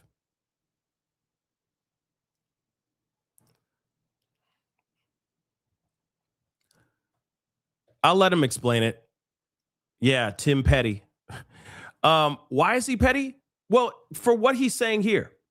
I'm gonna be real. I think he's mad. I mean, I don't think he's very, very mad. Okay. Not Tom Petty, but Tim Petty. Get it? But Tim is being petty. I think so. All right. Because now he is saying things that he's like, oh, I've just heard from, well, you know, he's kind of doing a Candace Owens if you really think about it. Hear me out. Because Candace Owens is like, I've heard these things through the grapevine. I received these tips. I've received these emails, these text messages, blah, blah, blah, blah, blah, from my tip line about X, Y, and Z. So I'm posting them. I'm talking about them all on my show, right? So he got the same thing. He got tips, information, so on and so forth. And he's just putting it all out there in this episode. I'm going to speed this up a little bit because, you know, for time's sake and all that, I'm just going to speed it up a tad. All right. But let's hear this. You tell me, is this petty or not? Candace Owens hated Charlie Kirk.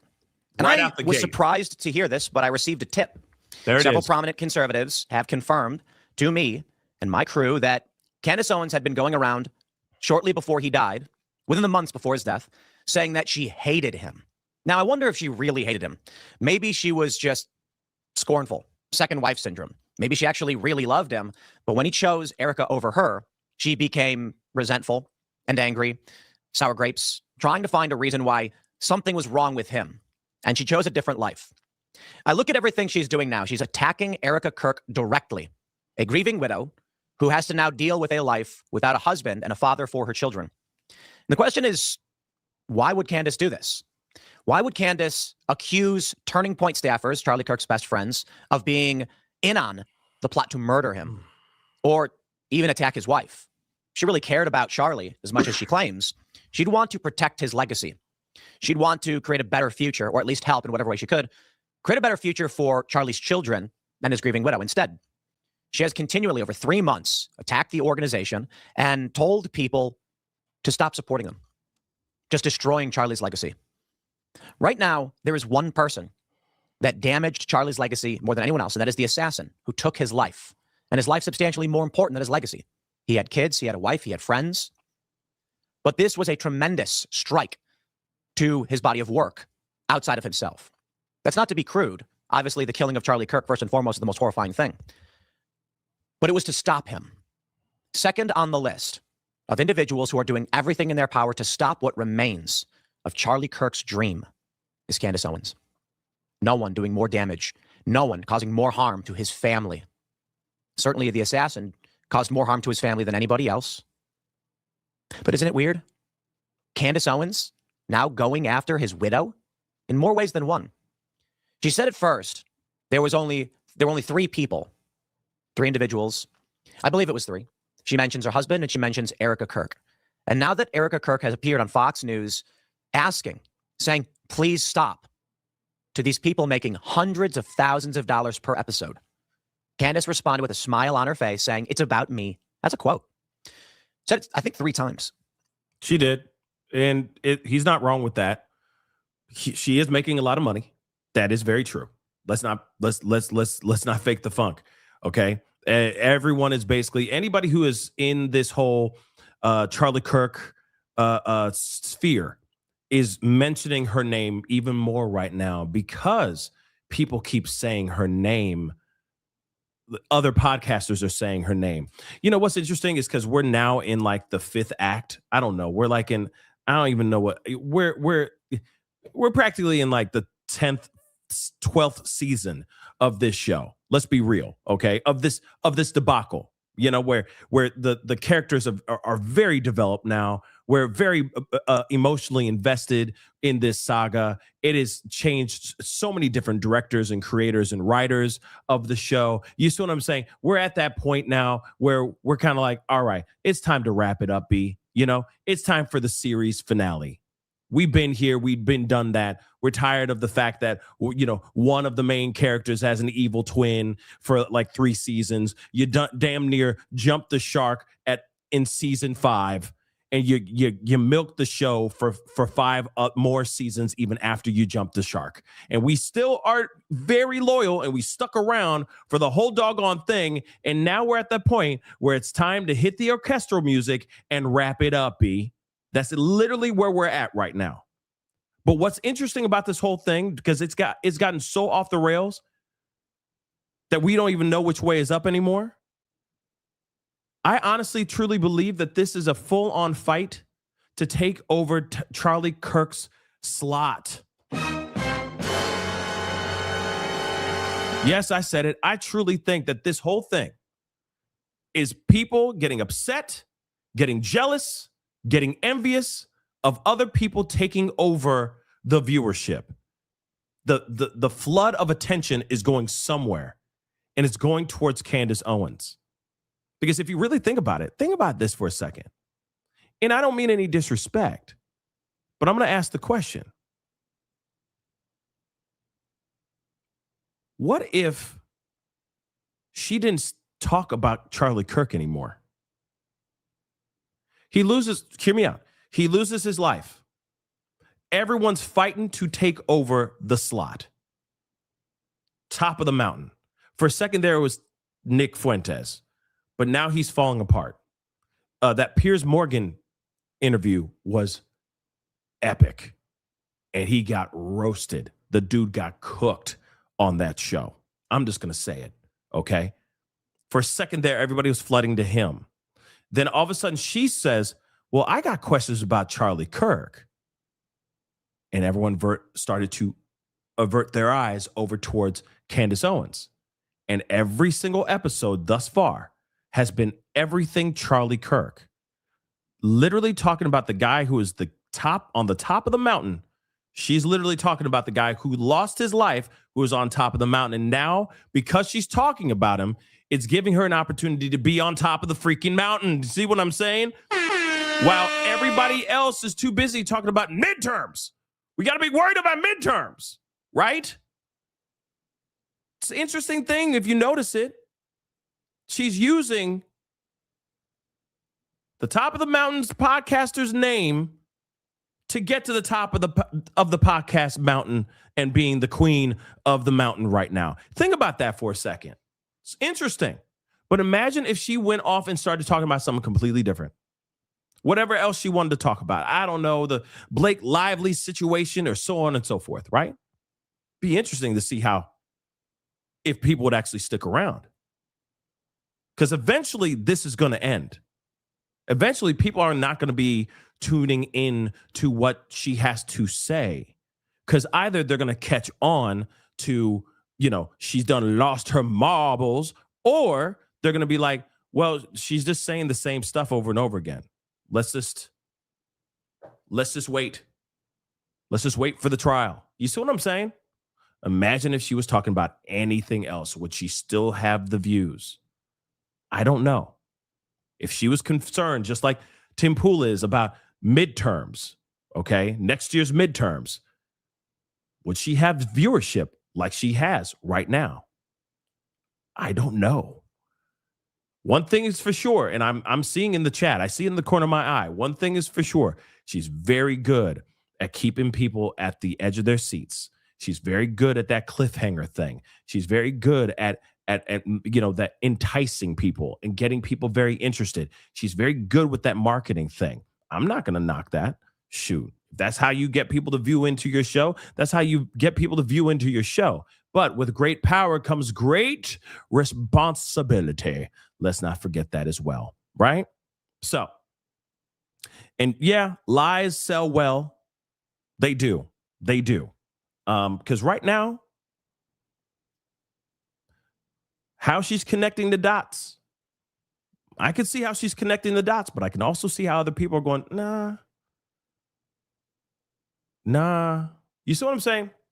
But I digress. Let's continue. It's about me, she said. While this poor woman suffers and has to figure out a future for her children with no father, Candace Owens smiles, and she puts out a tweet saying, it's absurd that you think because you're grieving, I can't criticize your organization. Candace Owens did hate Charlie Kirk, but I don't know that it was raw hatred. I think it was, I don't want to say sour grapes, right? But that's basically what it was. You listen to the way that Candace talks about Charlie Kirk, and it's clear that she actually deeply loved him. But then why be so angry? Why go after his family now? Why go after his friends and his company? because she's scorned. Charlie didn't choose her.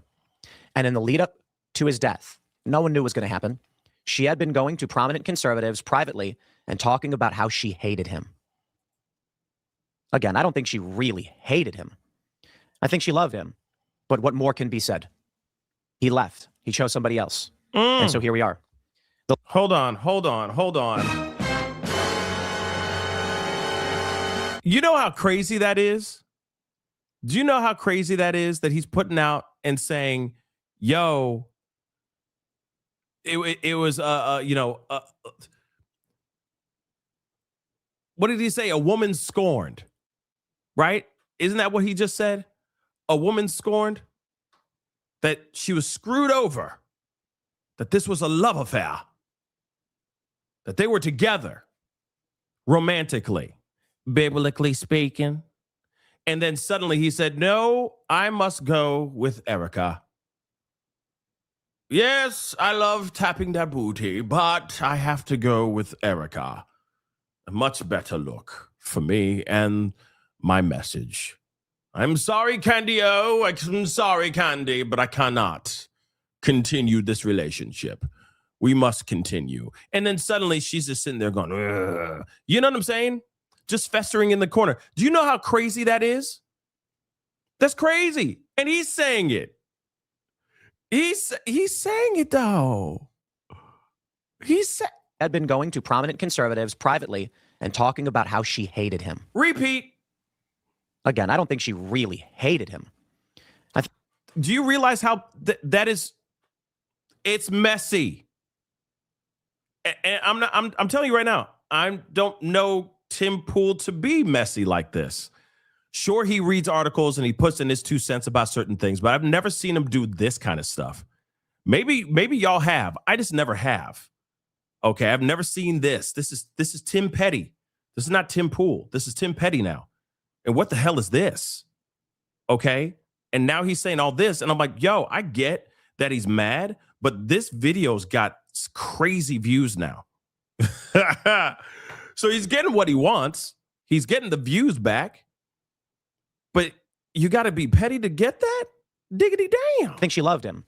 But what more? Yeah, we are literally watching him free falling into pettiness. Can be said. He left. He chose somebody else. I'm sorry, I interrupted by singing. Let me let him say that again. She loved him. But what more can be said? She loved him. He left. He chose somebody else. And they were in a love affair. Now, I want you to know something. That is a theory that people have been putting out here. Like, she's so obsessed and so hyper-focused on Charlie Kirk. There must have been something there. She must have been so in love. They must have bumped uglies, right? There must have been some torrid romance between them, you know? A love, star-crossed lovers, right? The love that could never be. I don't know about all that. But he's saying a source or a couple sources are telling him that, right? Interesting. So here we are. The latest news, of course, Candace Owens tears into Erica Kirk and questions her running Turning Point USA. I could not imagine what it would be like if someone were to do this to my family. I could not imagine what Erica must be going through. And you can criticize the way she acts or think she's not grieving properly, but we all know Charlie is dead. And Charlie was the father of Erica's children. So you may think whatever you want about Erica and her attitude or whatever it might be. Maybe you think she's cold or anything like that, but think about her kids. Don't Charlie's children deserve a future? Wouldn't that be the best thing we can do for Charlie? I don't understand why Candace feels that harming Charlie's children is the way to honor him. Or I don't understand what makes her think that people actually will support her tearing down the last bit of support structure for Charlie's children. I find it to be disgusting. Okay. I mean, I think that's enough of Tim Pool, okay, on this subject, okay, or on this situation. But yeah, he's definitely in his fifis. I think we can all agree on that. He is not happy about. He's definitely not happy about how Candace Owens is getting views. And I get it. because he's probably like, I'm not. I think in his mind before this video, because I think he stooped a little. He went down a peg. I think so. He's in his mind before this video. I'm thinking, oh shoot, before he even had his whole meltdown, okay, a few days ago, I think that he literally was like, I am not going to stoop that low to talk about theories revolving around Charlie Kirk's demise. I'm not wasting my time on that. That is so beneath me. And I'm not, you know what I mean? He's probably like, I'm not into that, drama, true crime, BS crap. I'm not into that stuff. You can miss me with that nonsense. We need to worry about the midterms, right? But then now he's realizing, oh, damn. Well, she's dragged me into the conversation, or actually he dragged himself into the conversation. Let's be real. But now that she's starting to put his name in her mouth, he's like, all right, I guess I got to stoop down too. F it. I'm stooping down a peg too. Fine. This is how we're going to play. Then we going to play. Sad. It's really sad, y'all. I'm sorry. I'm saying it. It's sad. And the fact that he is saying that out loud now, the rumor stuff, like, Candace Owens and Charlie Kirk were bumping uglies, and then he left her for Erica Kirk, and that made her salty. Wow. I don't know if that's true. I don't have any proof of that. Here's something, let's think about that for us. Let's talk about that for a second. Okay. Let's talk about this for a second. The idea of them being in a relationship, hear me out. Something else could be true here too. Maybe they got together and it didn't work out, and he decided to go with Erica Kirk. Okay, that was he found his soulmate, he found his forever person, and good for them, right? But there's the other side too, that maybe their friendship was so close that maybe Erica Kirk had a problem with it and was like, yo, I'm supposed to be your best friend. I'm supposed to be your confidant. And maybe as time went on, he pulled back in his relationship, in his communication with Candace Owens. People do that all the time when they get married. I don't know how many times I've had a friend, even guy friends. You know what happens.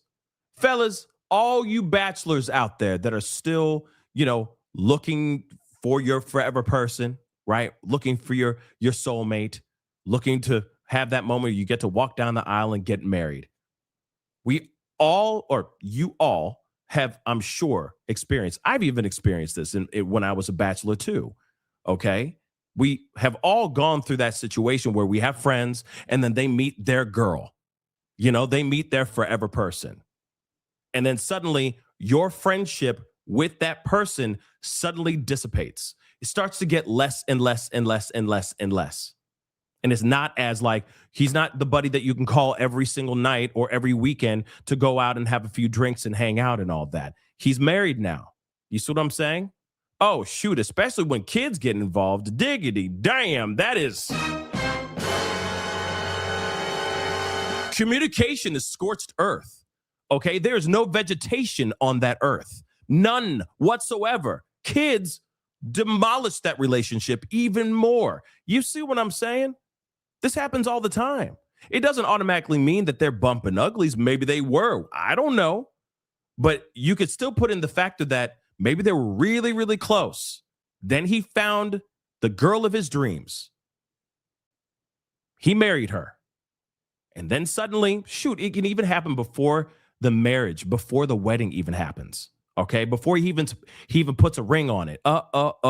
He still is being closer to his future wife than he is with his best gal pal. You see what I'm saying?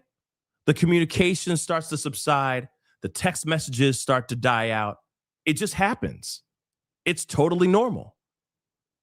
Doesn't mean that those people are bumping uglies and there's something romantic going on. It's just called life. It's called your responsibilities change. Your dedication to your partner, to your wife, to your spouse is more important. You see what I'm saying? So sure, maybe that part is true where they had something romantic. She doesn't say anything about it. I feel like she would say something about it just to get it out the way. Yes, we had a romantic relationship back in the day, but I do give a damn about this situation. And I'm very much in love with my husband. Moving on. You see what I'm saying? And just get it out the way. I just feel like she would say that. She says everything else under the sun. Why wouldn't she just say that? You see what I'm saying? So for him to sit there and throw that out there like this, it's like, bruh, okay. You want to play? You trying? Okay, you want to play? You want to play? You want to play? It's just interesting, and I get it because some of y'all are saying that he's a wife beater, right? And the only reason why you're saying that right now is because what Candace Owens said on her show. She said the way you speak is as if you lost a whole lot of money at the casino, went back home, and put your hands on your wife because it makes you feel more of a man. There's no proof of him putting his hands on his wife, period. So there's no reason for us to sit there and say that he's a wife beater. There's no reason for that. There's no proof. You see what I'm saying? But she said it on her show. She said, you're acting like a. She didn't say, you are and I got receipts. You see what I'm saying? So we got to be careful out here, y'all. You know? And she's got to be careful out here too. Because things that she says, people take verbatim. Or they take some of the verbiage out. And instead of it being you acting like they take out the acting like and they say you are You know what I mean? It's dangerous. It's dangerous. So I can see why he's pissed off, but get out of Petty Town. You know what I'm saying? Just get out of Petty Town real quick. All right. Blindly Gab. Thank you so much for the love. I appreciate it. Compilation of Candace's kids plus friends, IG story moments, circulating news feed. Please help get removed and keep her safe. Oh, dang. I that's good to know. That's good to know. I don't know what I can do. I mean, I feel like the only thing you can do is like report that type of stuff. If there are people like sharing that stuff, that's the only thing you can do. But thank you for letting me know that. But yeah, that's very dangerous too. And I would say the same thing about Tim Pool or anybody else. Okay. Any commentator, any of the commentators that I agree or disagree with, I'd be like, yo, keep everybody safe. People are insane out here. People are absolutely insane. Raymond, thank you so much for the love. I really do appreciate it. Was Charlie Kirk the father of his children? Yeah, because apparently Erica became pregnant a few weeks after Charlie Kirk passed away. She's not pregnant. She already addressed that in an interview with Megyn Kelly. She said, I was hoping I was pregnant, but she never got pregnant. All those children are his. Biologically, those are his children. But see, this is the issue. This is the world that we live in. Rumors fly. People put out all these speculations. Okay. And that's not true. Just so you know, respectfully. Okay. Not trying to, make you feel bad or anything of that sort. But that is a bold-faced lie and a really bad rumor that circulated as soon as Charlie Kirk died. Let's be real. A lot of people are out here saying, oh yeah, she's with child, but is it really his child? And it's like, no, it's his children. Those are all his children. She was hoping to be pregnant, but she wasn't, because she was hoping to have at least one more thing, one more thing to remind her of Charlie. She even said this in a Megyn Kelly interview. Go check it out. It's all over X as well. But let me check here to see if there's any updates. They're still in the hearing. Dear God, come on, man. This shouldn't be taking so damn long, mother lovers. But it's all good. We're going to see if Brian Enton said anything here as well. Nope, he has not said anything at all. Son of a whore. Dear God, y'all, this is ridiculous. Hold on, let me see here. I'm just seeing if there's anything else going on. Yeah, it is kind of like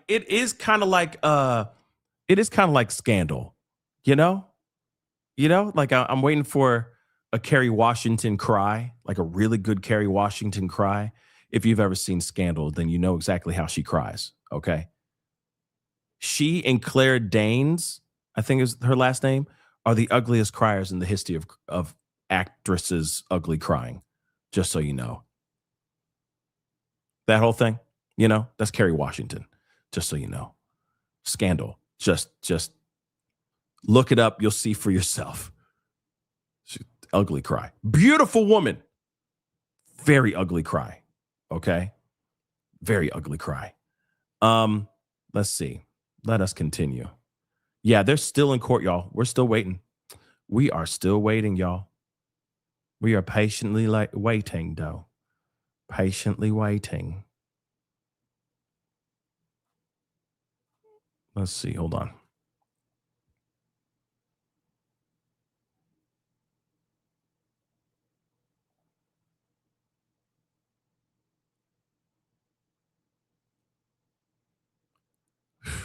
Shoot. Yeah. Like I said, I think that this is an ongoing fight for the top of the mountain. Everybody wants to be that top conservative podcaster, and they're trying everything they can to be the top. That's the vibe I'm getting. Okay. That's the impression that I'm getting right now, which is really, really sad because, again, it shouldn't be like that. There's plenty of room at the table for all of us to eat. Yes, I get it that some people are eating way better than others. I get it. But at the same time, there's still a place for everybody to eat. Period. Everybody. But let me see. Let me see if there's anything else going on. Grant me some grace here, guys. Let's see.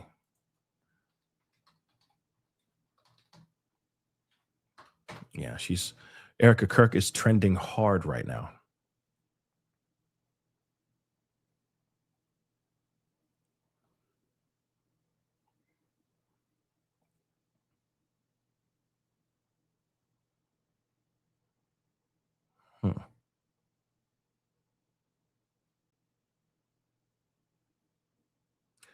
Now let's take a look at this one. Let's take a look at this. So apparently, Erica Kirk said this. Charlie was trying to save the exact man that took his life by trying to reach that generation and say, there is a different way to live. Let's see this. Charlie was trying to save the exact man that murdered him by trying to reach that generation and say, there is a different way to live.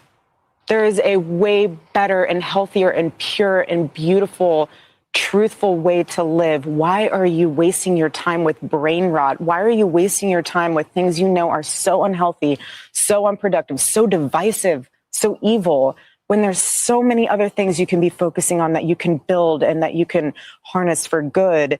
Why are you wasting your short time? My husband lived for 31 years. That's it. We don't have a lot of time here at all. But if you spend that time on things that are beautiful and true and good, that is how our country can heal and start going forward in a way, in a direction that we never thought could be possible, because the Lord can use that. If you just let that little seed in your life go towards hate and evil, we're on a totally different path. Well, there's that video. Okay. And she's promoting a book. So she has been out here. I'm telling you right now, Fox News has literally turned into, and no disrespect, but it has been feeling the things that I've been seeing on just basically on YouTube has been like an infomercial for his book. They have been pushing the hell out of that book. Stop in the name of God. Milky Cocoa Puff. Yeah, she's not campaigning. She's just promoting a book. And it's in the entire time. That's why she was holding on to that book. She was like this, holding on to a book, because the book is what she's promoting, right? But yeah, it's just nuts. It's just nuts, man. Oh my God. What a world we live in. What a time to be living in right now. Okay. We got to take a look at this. Now, Messi, I remember what you said here, talking about the Egyptian planes situation. I found the clip. So I'm going to pull this up so we can see this too. Candace Owens reacting to Tucker Carlson confirming about the actual Egyptian planes. Let me make this abundantly clear. I have not said that Candace Owens has been completely off. Like I said, I think some things have been completely wild, but I think that she's been on to a few things. A few. But I also believe that she is taking a whole wheelbarrow full of cow dung and throwing it on the wall and trying to see what sticks. And you know that some of that stuff just going to bounce off and some of it's going to stick and slide down the wall. You feel me? So maybe the Egyptian planes theory, she's onto something there. Maybe. But I have not seen this, so I want to see this for myself too. This is her listening and reacting to what he had to say about that. I don't understand the official story at all. Of his assassination, I don't understand it, and I want to make sure that there is a truly rigorous and honest federal investigation of it, and I'm definitely concerned about that. A, B, I think that I don't know many of the details, but I know that recently Candace said that Egyptian registered aircraft were following Erica Kirk, Charlie's widow, around for a number of years in different places in the world. That's one of the weirdest things I've ever heard. And I just want to say that is factually true. That's true. So that's like the one data point that I happen to know is true. What does that mean? I have literally no idea. I can't even guess, but that's very, very strange. And what is Egyptian? It could mean aircraft from Egypt. Who knows? I think that they were registered in Egypt. Got it. And but that fact is true. So that enough. Strange. And it also her claim that, there were kind of a disproportionately large number of foreign registered cell phones at the event. That's also true. So what does that add up to? I don't know, but it means that, the FBI has a moral and legal obligation to look in every direction and to be open-minded as you would in any investigation, in journalism, in science. It's all the same process. I don't know the answer, and I'm going to sift through everything as open-mindedly as I can, as honestly as I can, to get to what the truth is. That's science, that's law enforcement, that's journalism. It's all the same. That's justice. And I just want to make sure that is happening. And I just don't have a ton of confidence in the FBI or the men who run it. And I'm not saying that out of ignorance at all. That's a scary part too. I'm not alleging anything. I'm just saying I think it's really important that we have that.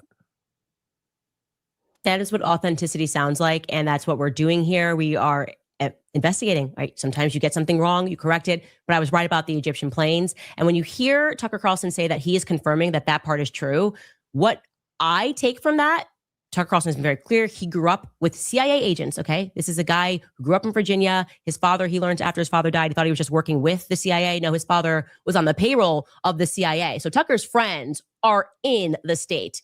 So you should take it as a concrete fact that there's something up with these Egyptian planes, and they were in fact following around Charlie, and they were following around Erica, as I told you.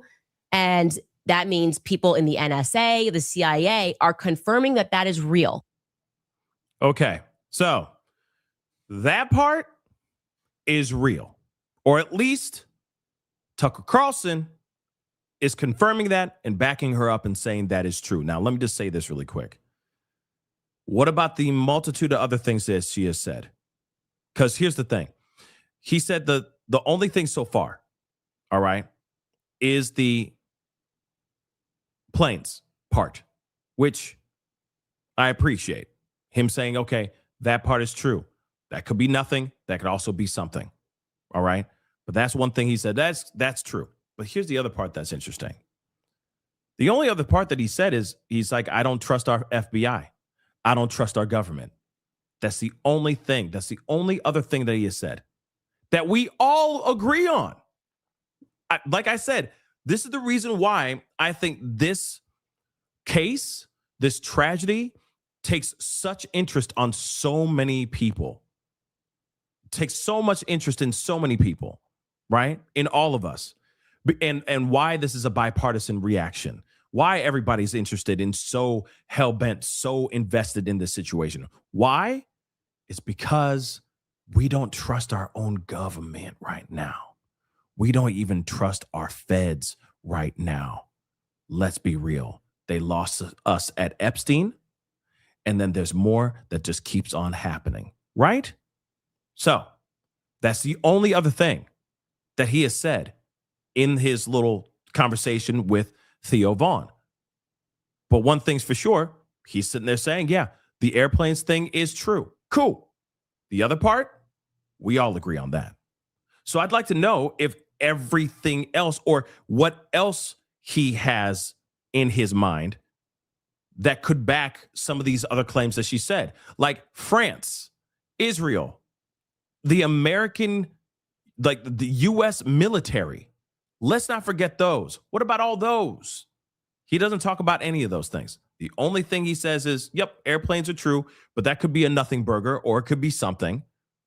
And then the other part, which we already agree on, and she's not the one who brought up that theory, everybody's been saying that, is the fact that the feds are playing funny with us. That's it. They're trying to give us stuff that's all the fugazi. In fact, the people who are the originators of the term fake news are actually the ones giving us nothing but fake news. That's what's so wild about this. And you'd think they'd be able to find a way to finesse a little bit better, but they're not finessing very well. They're lying and they're giving us fugazi. They're giving us fugazis in real time. And we can all see through the BS. Can we not? Right? So again, very interesting. Let me see what's going on with Brian Enton. See if there's any updates. Damn, nothing.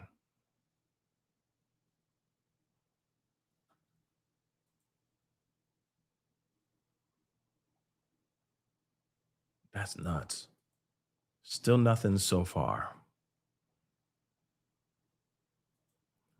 Hold on, guys. Let us continue. Let's see what else is going on.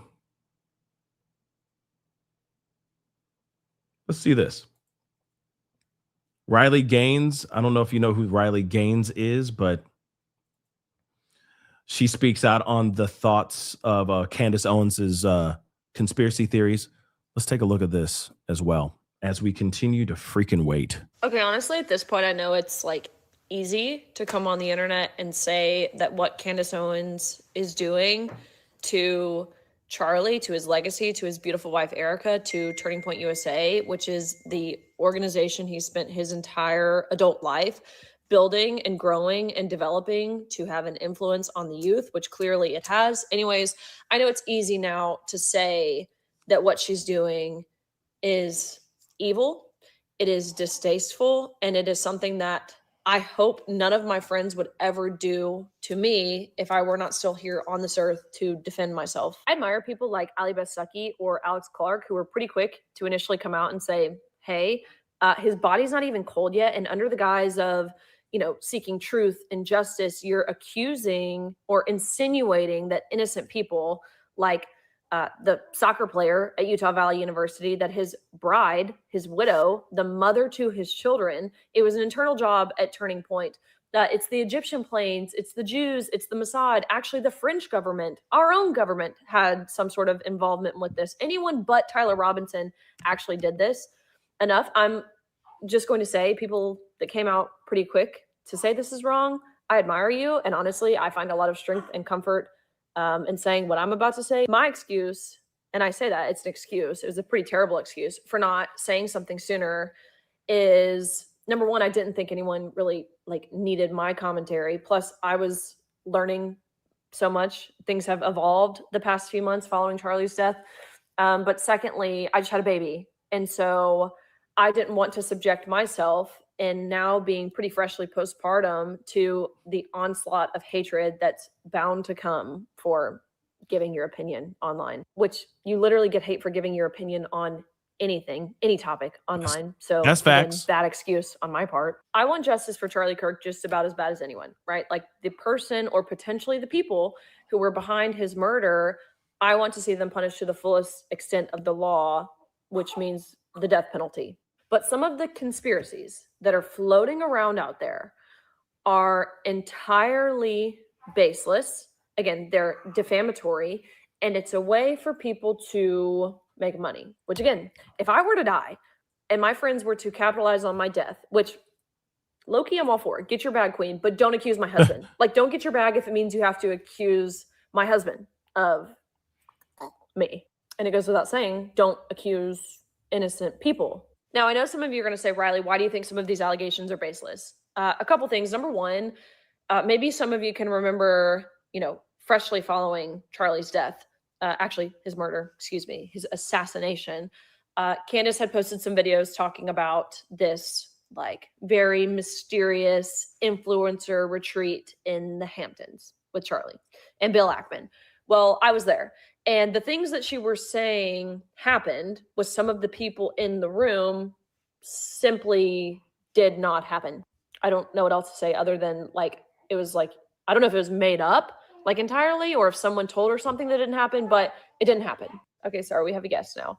And the second reason why I know some of these things are baseless is I know personally the people that are being implicated. I know the dynamic of some of these relationships, whether it's Mikey and Charlie, whether it's Charlie and his security detail. And I know this doesn't provide a lot of clarity or closure for you guys because, again, it's just my word. It's my experiences that I have. It's what I know to be true. But if I'm a person watching this on the other side of the screen, how do you know what to believe or who to trust? I understand that. But I felt like I had reached a point where, because of the people who were willing to come out before me and say, this is crazy, these insinuations, I felt like I'd reached a point where I should just speak to my experience. Wasn't going to say anything, but I realized I have a platform with millions of followers on X, on TikTok, on Instagram. Therefore, it would be a disservice, I feel, if I didn't. I would have considered myself a fan of Candace, truthfully. And even still, I agree with most of her takes on virtually every topic. But I think how she has approached this is evilly and with a lot of self-interest and very self-righteously. Interesting. Riley Gaines is the person who she's a swimmer. She was hardcore into the whole trans, against trans women competing in women's sports type thing. Okay. And again, I don't know why she would speak out or say anything about this, but at the same time, everybody, even myself, are putting in their 2 cents about this whole thing, right? So again, very, very interesting. Very, very interesting take. But like I said, I want to hear all the people that are for, against, etc. You know what I mean? There's a lot of people that everybody has an opinion. Everybody has their thoughts about this whole thing on whether or not, Tyler Robinson is actually the one who did it or not. And yes, like I said before, I think he has a lot to do with this. I just think that he didn't act alone. Let's not forget all the timeline after the trigger was pulled. The guy who stepped out and said, it was me, right? The rotund Larry David, as I was calling him, right? But only to find out that he wasn't the guy. Yet he has a very tarnished past, okay, and very volatile past of doing Terry type of activity, right? Then you had the other guy walking around with the airsoft rifle that got detained as well. None of those guys were just, they weren't working with Tyler Robinson. Then Tyler Robinson jumps off the roof. He runs off. He does all that stuff, right? Hides wraps the rifle in a towel, hides it in a bush, runs off to a Dairy Queen, sits there chilling in the cut while he texts his furry trans lover ChatGPT text messages. Right? Seemed a little weird. Mr. Lance Twiggs. And yeah, that's the other thing too. Where is Twiggy? Where did he go? because we ain't seen him at all. We don't know where the F that guy is. I think he's in like some sort of protective custody of some sort and hiding out. That's what I truly think. I don't think that he ran off and he's like in Tahiti or something like that. I think he ran off with the feds. Like he's holed up somewhere. Because you got to remember, this is the other part that I found weird too, because the lover, Lance Twiggs, seems to be pretty radicalized, pretty radical. All right. And he's the one who's like, oh, you need receipts? Well, I got receipts right here. Yes, feds, I'm willing to work here with you guys. Here's all the information you need. Here's the text messages. Here's all the stuff. Oh, God forbid, what did I find? I found a note underneath the keyboard in his room. Look at this. Golly. You know what I mean? Oh, I found this note. It was ripped up in the wastebasket. Won't you look at God? Look at all that information. You see what I'm saying? It's wild how they say that Twiggy is out here willing to work with police, willfully working with police. That's weird. All right. Yes, his furry trans lover. Okay. Hello, my love. I'm here. I'm still waiting at the Dairy Queen, having some fried potatoes and frosted dairy. As I wait to get my grandpa's rifle, and I go back to my vehicle. As I retrieve it, after I retrieve it, I will get back in my vehicle and come back into your arms. Make sure the steed is filled with hay and there's a nice, good mug of mead waiting idly by as I come back and after I retrieve this rifle. And I'll come back into your arms, back into your loving, furry raccoon arms. Yes. Ridiculous. I still don't understand why they're not side-eyeing the hell out of that dude. I don't understand it. And he's like, yes, he left at this time and then he did this. And then he sent me these text messages. And then he went and did this and he did that. I didn't see him after that. I didn't see him after that. But after that, I did this and this. And then I got all this other stuff. Like, what the hell?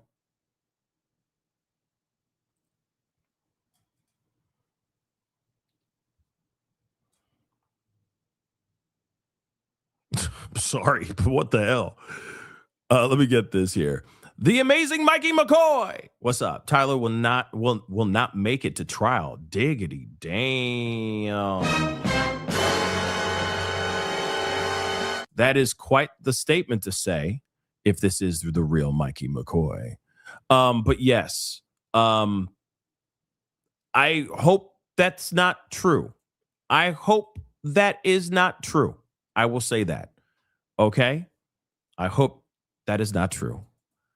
We need him to make it so we find out exactly what's going on. Like I said, we don't need a JFK situation.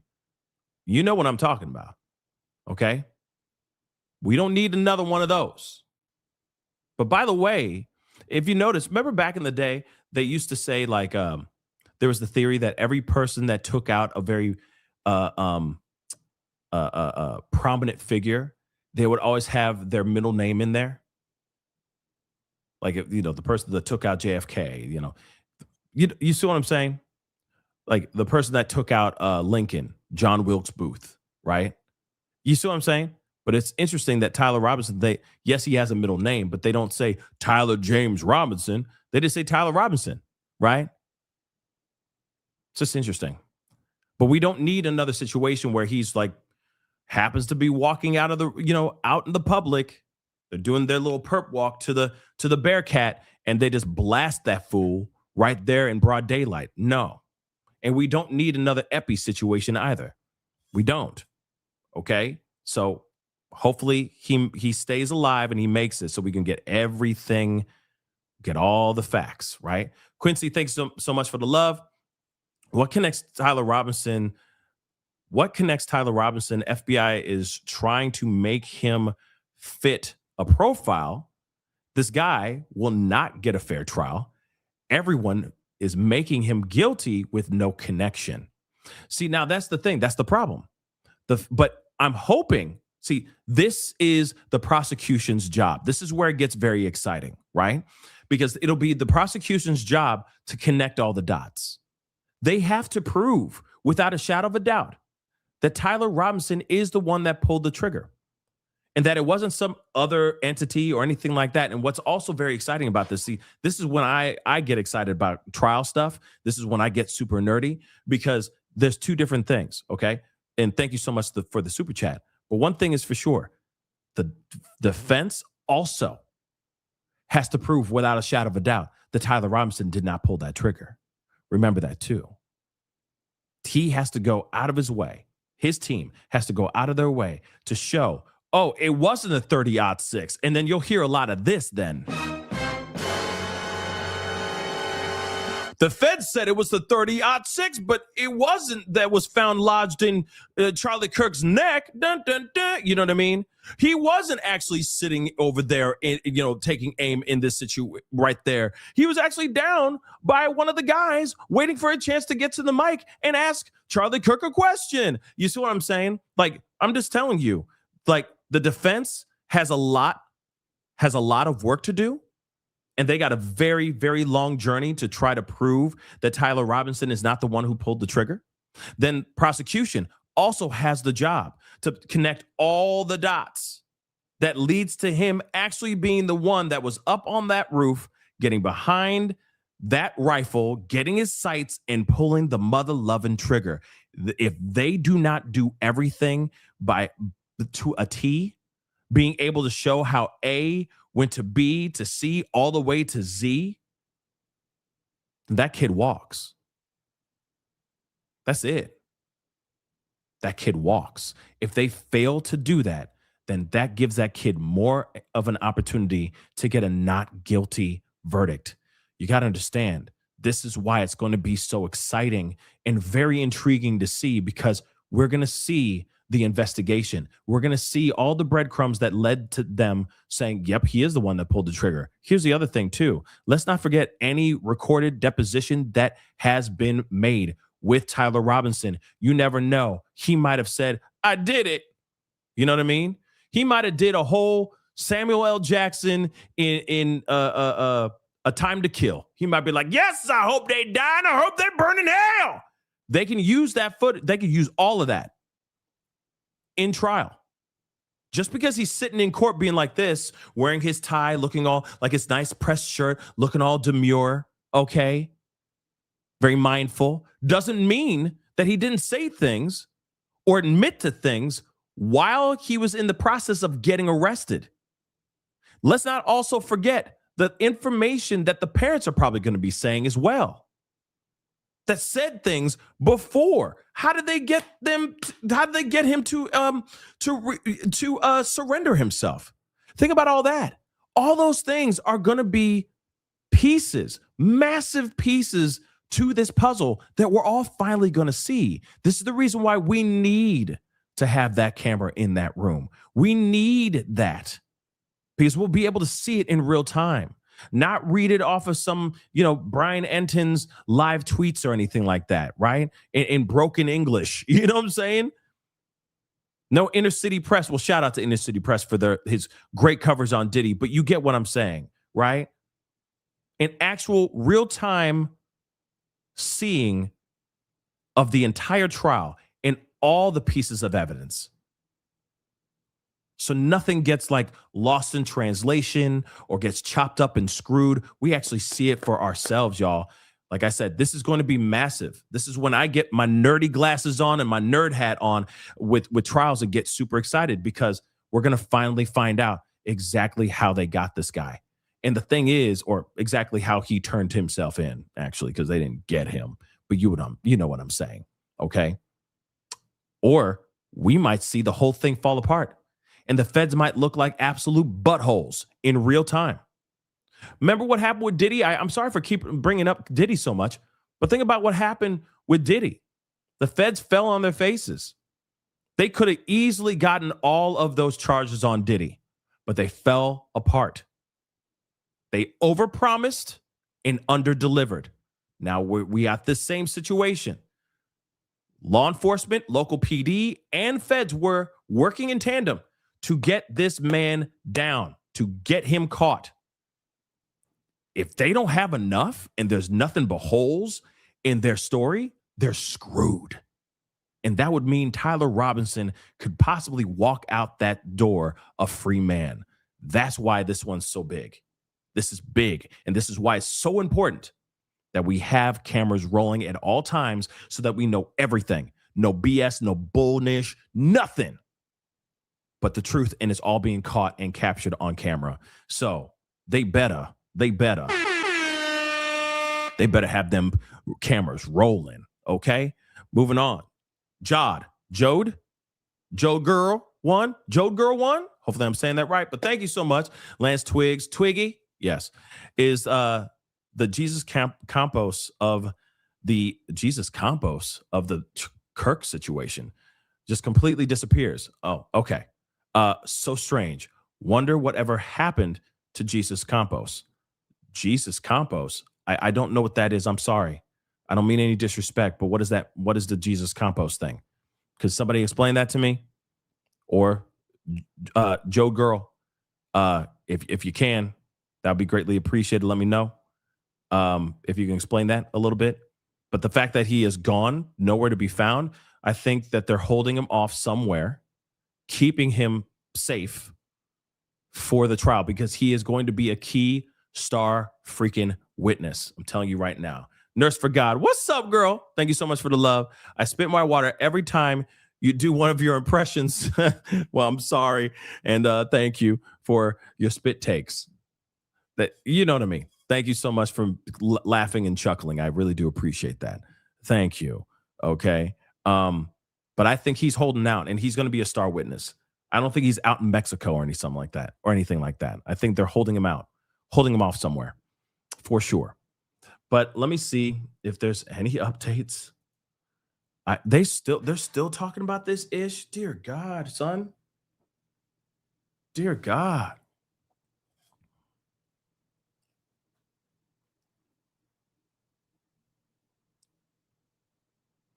Dear God, this is stupid. Stupid. Let's see what else is going on. Because we've gone through a lot of Charlie Kirk stuff. Whole lot of Charlie Kirk stuff.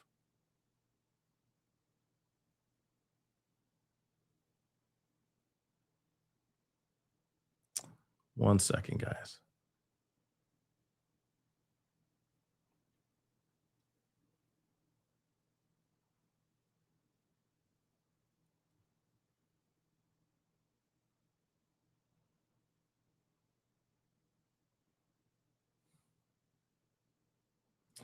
Yeah, I'm checking to see what's going on.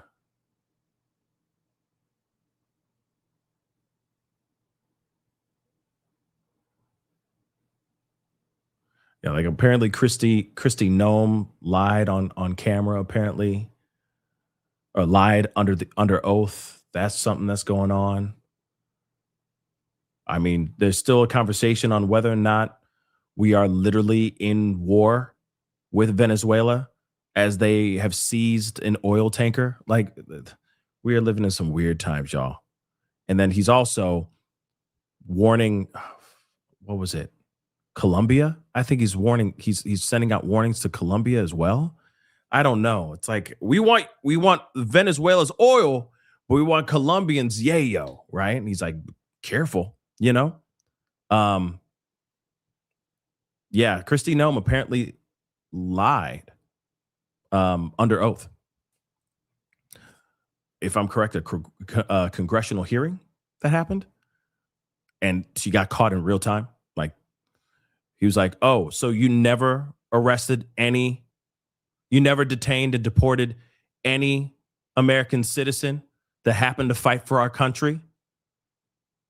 And she's like, no, we never have. And then he goes, oh, really? Because I have a guy right here on Skype. He's a veteran. He's American. He's been in America since he was, I think he said something like 14 years old or something like that. Fought for our country. He's a veteran. Yeah, you deported him. Now he's in Korea, a country he hasn't been in for 14 years. And the guy's literally like, hi, on Skype. It's insane. Caught her in real time. Insane. Okay? Oh, so bad. It's not good. That's not good, guys. It's not good. But that's a whole other Charles Dickens story for sure. For the record, thoughts on Harsh Reality's Erica as handler video. I have not seen that at all. Harsh Reality's Erica as handler video. You mean British Harsh Reality? You talking about that Harsh Reality?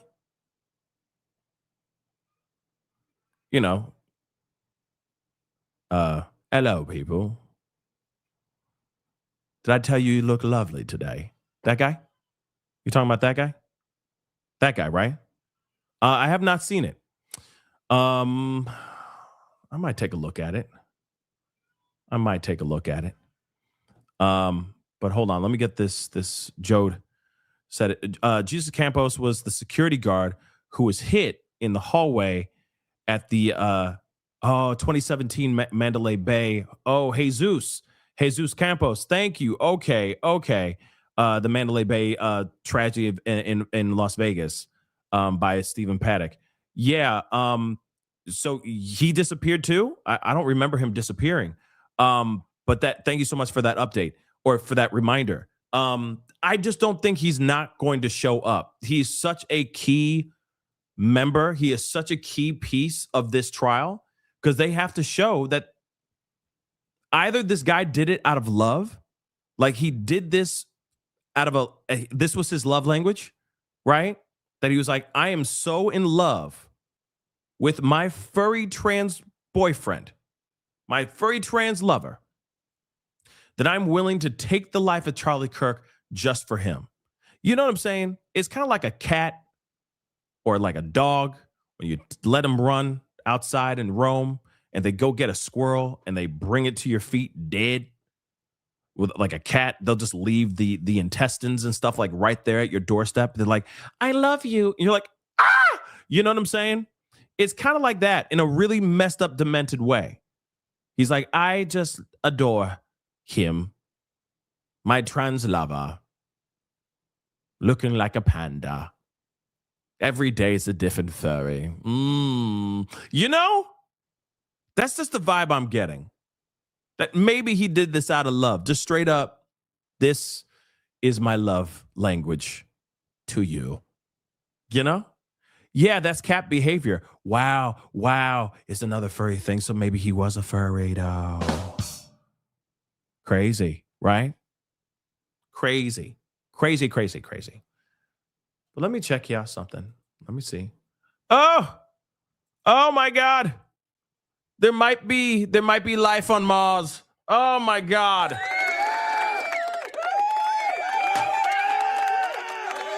Oh my God. It's about diggity damn time. Okay. Let me see if they're saying anything. Nope. It's silence, but it's okay. You know what this is just crazy. Why did you shoot Tyler Robinson? Okay, I'm done. I'm sorry. Cuckoo, Tyler Robinson. Okay, I'm done. That was just in my head. I had to get that out. Sorry. Please forgive me. Oh, I'm done.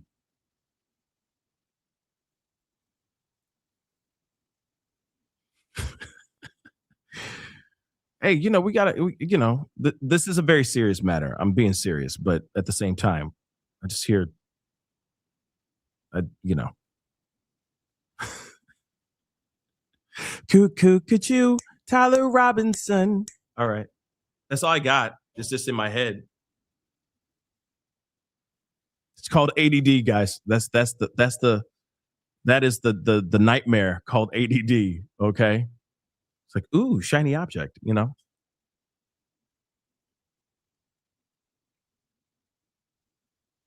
Busta Rhymes, you mean, why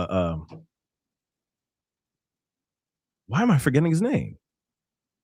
Just the other day, Busta Rhymes got mistaken as, why why am I forgetting his name? Morgan, what am I forgetting?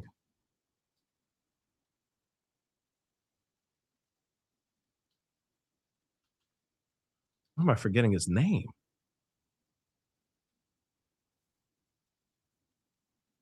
Tracy Morgan. There it is. He got mistaken.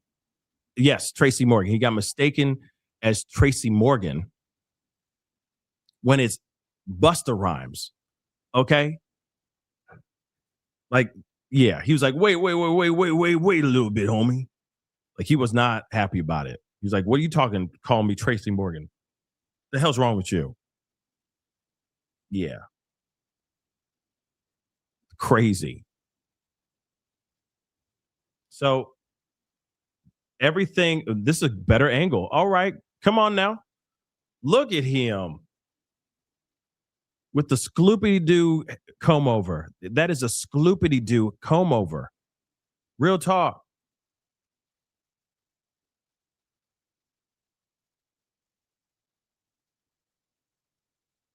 That is a full-on Skloopy-Doo. That is more Donald Trump Skloopy-Doo than Donald Trump Skloopy-Doo. You see what I'm saying? Look at the Skloopy-Doo. You can't deny that. Damn. You got your bangs are longer than the rest of your head. Damn. Oh my dear God. Skloopy-Doo.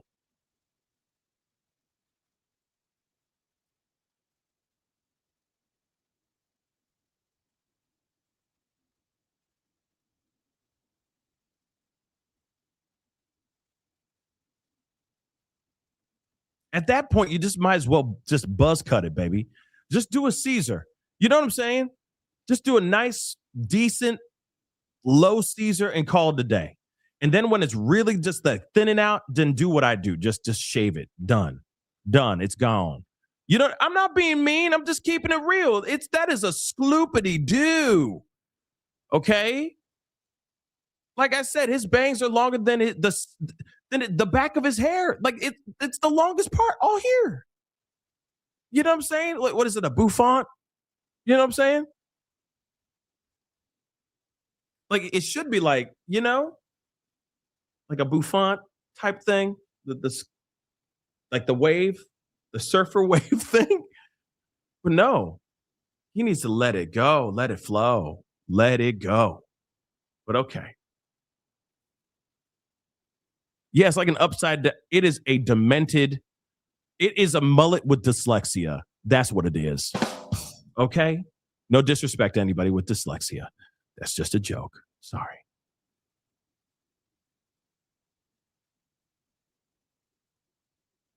I'm just saying. I'm sorry. We're here waiting. We're waiting, guys. But come on back in. Come on in. Come on back in, okay? Finally, we are back in court. 2.5 hours later, we are back in court. Okay? Finally. Diggity damn. Okay?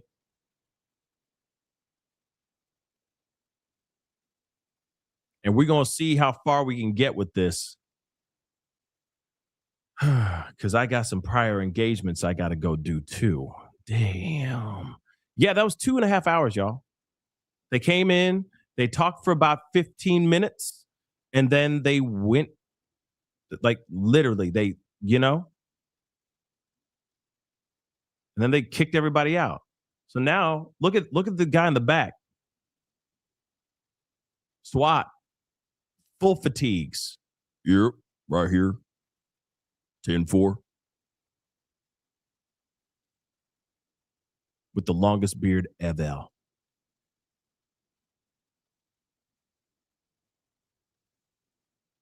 Full gear. He ain't playing. They ain't playing.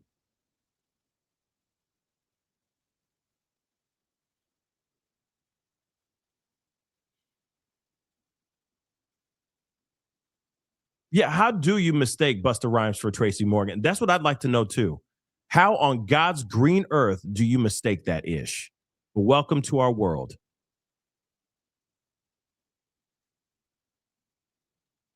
Is it a pee break? Is this what's going on? Come on now. If they see, I wouldn't be roasting anybody right now if they just went straight into the meat and potatoes. Okay? Because we'd be listening. Okay?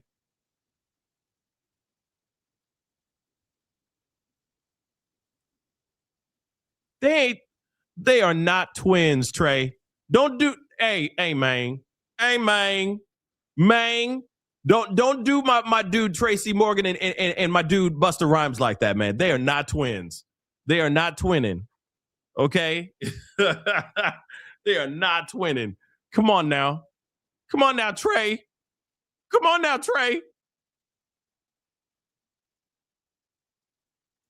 That is okay. I'm sorry.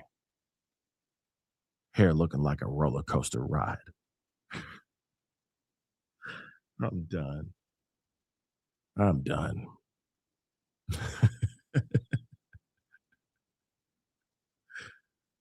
I don't know if they do firing squads in Utah. I thought it was only in Idaho. They are not doppelgangers. Y'all out of pocket. Y'all are out of pocket.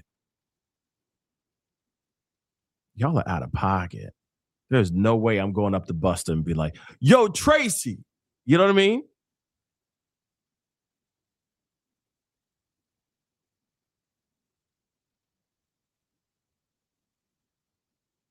His team seems to be having a good old time.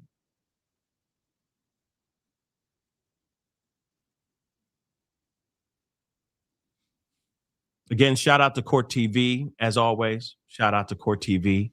I was on there a couple nights ago. I had the honor of being on Vinnie Politan's Investigates episode, talking about Brianna Aguilera's case. Very honored, as always, to be on the show. If you get a chance, go check it out.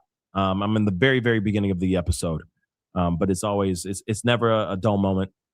Being on the show is always exciting. So, shout out to Court TV. It's great to cultivate that relationship over there with them, and with, of course, like Court TV and the likes of Law and Crime and all them too. But I've been getting a lot of phone calls from Court TV, which I really do appreciate.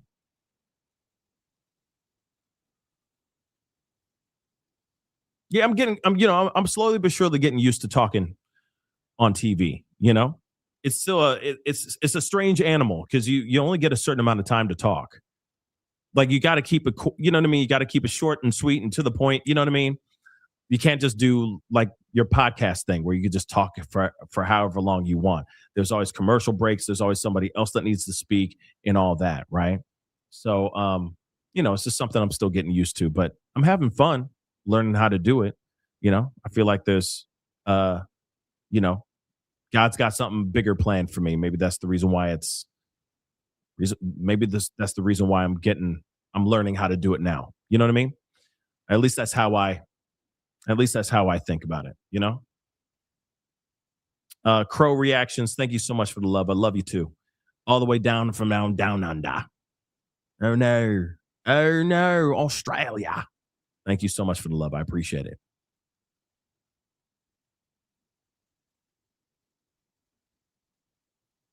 Yeah, he does look like Hair Club for men, Zach. No doubt.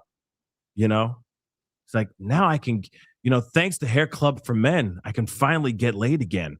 You know what I'm saying? I got a full head of hair, and you see him getting out of the water, and his hair is just luscious and full, after the skloopity do, Yeah, that's what we're seeing. I'm just done. I'm done with all y'all. Yeah, we got to cut up because we're still waiting for something. They muted this doggone thing. The judge ain't in here yet, so we're still waiting for this mother lover to come in. Okay? Let's be real, okay? Maybe tomorrow depending, you know how it is. Every day there's something new popping off with the Charlie Kirk stuff. Now the David trial, or the David case, I'm sorry. Celeste Rivas and David and all that is starting to percolate again. That's starting to rev up again. Thank God. Right. So we got that going on.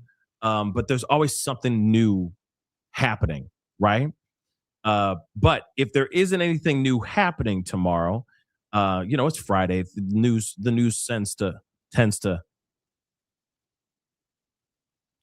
just slow down a little bit. But if it does slow down, then we will most likely watch the Piers Morgan Nick Fuentes interview, because it is epic. It is epic. He like Piers Morgan. The way I see it, Piers Morgan destroys Nick Fuentes. And also Nick Fuentes, yeah, I'm filibustering. I have to. This is my job. But Nick Fuentes, like, depending on how you see it, because some other people I know, some people are delusional, okay? And they'll just sit there. I know, I feel like they're messing with us right now. Brian Walsh closing arguments are tomorrow? No. Wait, Angela. Come on, Angela.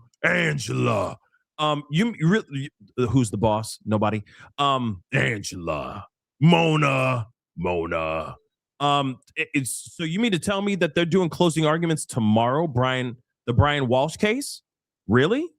Word?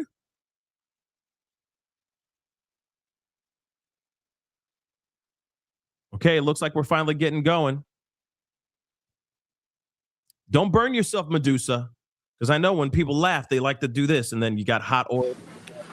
We're going back on the record in case 251-403-576, State of Utah versus Okay, Angela, Tyler thank you. James Robinson. Finally! I note the presence of counsel that previously entered their appearances. We have come out of the closed session and concluded that business. However, the court became aware of an event that happened before. Don't tell me you're going to go like on recess now or some BS. And my understanding was during the open portion of this hearing earlier that there was a violation of the standing decorum order as it relates to transmission of these proceedings. I want to hear from counsel, and then I will make a ruling concerning that shortly thereafter. Ms. Visser. Thank you, Your Honor. I'm referring specifically to Rule of Judicial Administration 4-401.01. This gives the court discretion to terminate or suspend electronic media coverage at any time without prior notice, if the judge makes particular findings and that this specific circumstances warrant it. It is our position, the defense position, that there has been a violation of the decorum order. It is our understanding that those live streaming this signed and declared that they would follow the decorum order, and they violated it. What? So we are requesting a sanction. We believe these court's orders are binding and they need to be respected. We also believe that it threatens my client's right to a fair trial. What? It's the whole reason we filed a motion in the first place to remove his shackles. It's our understanding that his shackles are visible. It is also our understanding that potentially some audio from counsel table was heard. We are definitely taking more measures on our own to ensure that that does not happen again. But there has also been some filming of computers and materials at counsel's desk. That's entirely inappropriate. And I think everybody in this room will agree that's entirely inappropriate. So we are asking for some remedial measures here. We're asking for it to terminate for today, and we can proceed after that. Thank you. That is some BS. To the state. Your Honor, the state, as stated earlier, we believe that the court's order was very clear. And if there's been a violation of that order, then we agree that there needs to be some measure taken. We'll leave it to the court to decide the appropriate response to that violation, but we agree that any violation of the court's order nees to be addressed. Thank you, Mr. Ballard. What did the cameras press, do? Attorneys for the press. What did they do? Your Honor, Jeff Hunt for the media interveners. This is the first time that we've heard about the violation. We've not had an opportunity to look at the video or investigate the audio or look at the capture of the computers, but filming of the This is some BS. inadvertent filming of the shackles. I did talk to the pool photographer. My understanding is that there was a zoom out shot that did inadvertently show the shackles. That was improper. That was inadvertent. And we apologize for that. They've taken measures to make sure that the pool video that is disseminated to the rest of the pool does not contain any capture of the defendant in the shackles. We can't do anything about the live stream, of course, but we can control what the rest of the video is that we capture and disseminate. That's some So that is being done. The audio for counsel, my understanding is the only audio that they picked up was from counsel's microphones. I don't have any further information about that and whether that's a violation. Filming of the computers is not a violation of the decorum order. If the capture can show the document that counsel is looking at, then that is a potential violation. So I just don't know how much detail the shot is that is of concern to the court. But I'll just say that we reiterated as soon as I heard this from Mr. Ballard with the pool representatives that this is very important to follow to the letter of the court's EMC order. They understand their obligations. They take that very seriously. They're not perfect. Mistakes happen. We're trying to correct as much as we can on that. But we think termination is not an appropriate remedy. An admonishment from this court, a reminder that they need to follow to the letter the court's EMC order is appropriate. That's the message that counsel has delivered to the media representatives and the pool operatives. And we think that is the appropriate remedy. Thank you. Thank you. I just want to make it clear, we're still receiving messages that shackles can be seen on the live stream. As Where? we restarted. So it's still a problem. No one saw. I didn't see the shackles. I appreciate all parties weighing in on this important matter. And I find that there was a violation of the standing decorum order that was in effect as of October 30th, 2025, based off what's been proffered, as well as the EMC order signed by the court. As Sure. previously stated by Ms. Visser, the court does have discretion in determining whether to terminate the broadcast of these proceedings. And again, if there's specific circumstances warrant such action, that the court would need to make findings in order to do so. I find that excluding the cameras from the courtroom would be disproportionate for this hearing. I find that making it very clear, first, that the transmission cannot begin until court is in session and must end as the court ends the session, and cannot be filmed before or after. The filming of, as previously stated in the decorum order and EMC, must be followed to the letter. The sanction for today is that this camera will be relocated away from defense table to where the bailiff is, where Jeff is standing over here. I want to immediately address any possible transmission of shackles, as previously stated by counsel, and remove the possibility of capture of screens of the computers at defense counsel's table as well.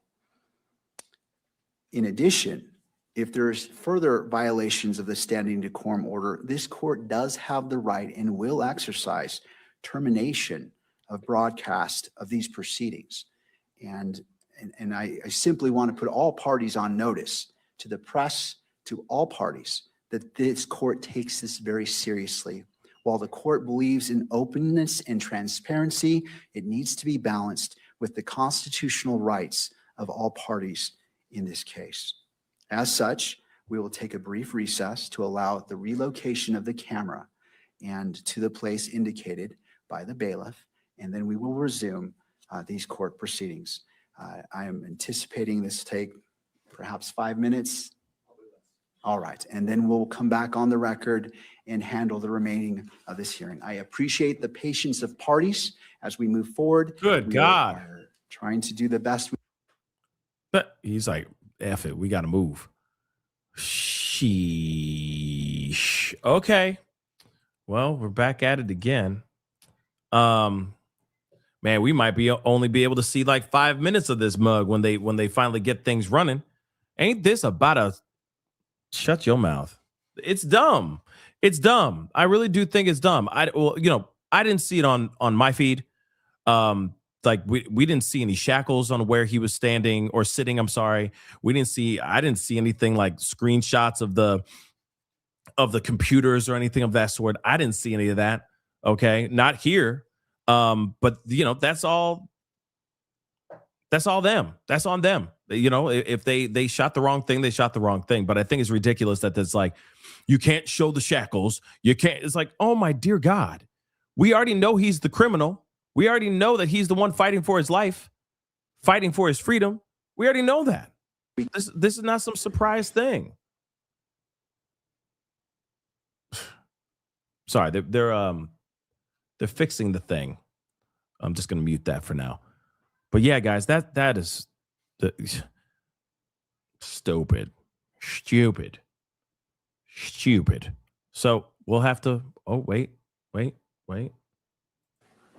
Okay. Bang bang. And they're like watching the feed like a hawk. That's what's going on.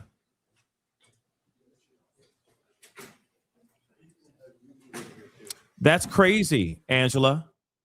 Oh, well, okay.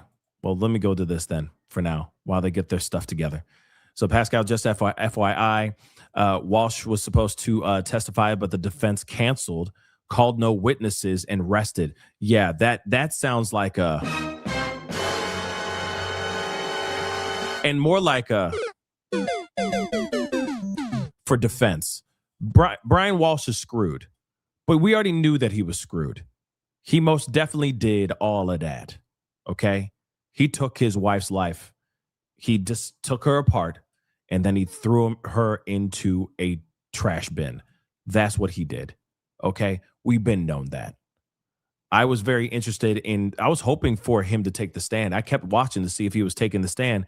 And I'm like, why hasn't he taken the stand yet? I figured he would take the stand in his defense. And he didn't. Lo and behold, he didn't. Probably a good thing that he didn't, because he probably would have crashed and burned right in front of everybody.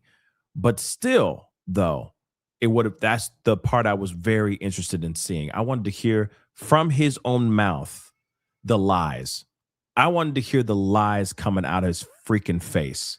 But we are not hearing that, which is insane. But he's going to spend the rest of his life behind bars, and that is for sure. He's done. Let me get this here really quick. Carl, thank you so much for the love. They showed it in another live stream. It was someone's phone. Oh, wow. Okay. Well, thank you, Carl. I appreciate that. Yeah, so they're watching that stuff like a hawk.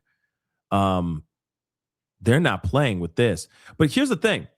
With the judge saying yes to letting the cameras stay in the courtroom, do you think that he's going to rule more towards letting the cameras being in the courtroom for the rest of the trial?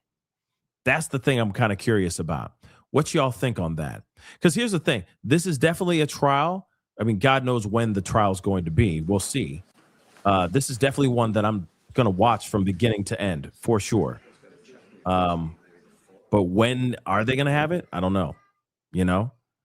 There's a lot of false alarms here, guys. But let's see what's going on. Hold on, guys.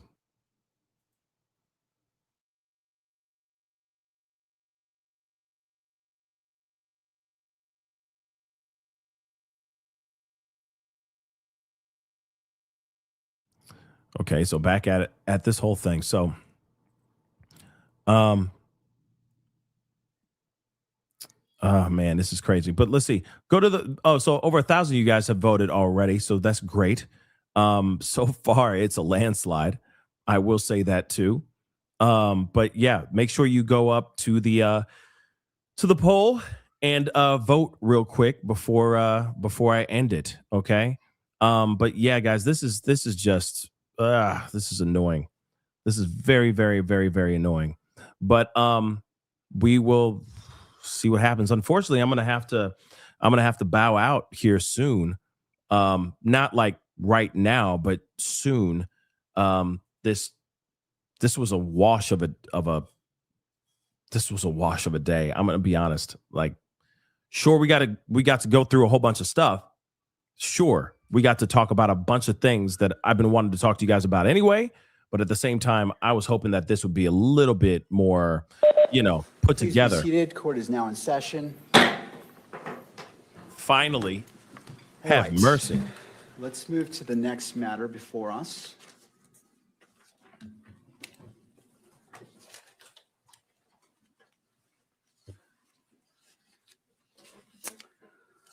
And of course, I'm looking for my notes and they've disappeared. But that's okay. It happens. You gotta go on another recess to find your notes.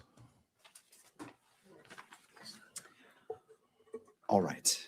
Let's go ahead and address the state's motion to amend or clarify the publicity order. And I'll hear from all parties. And I know it has been briefed, but in responses, but I'll hear brief argument and then we can go from there. Mr. Ballard.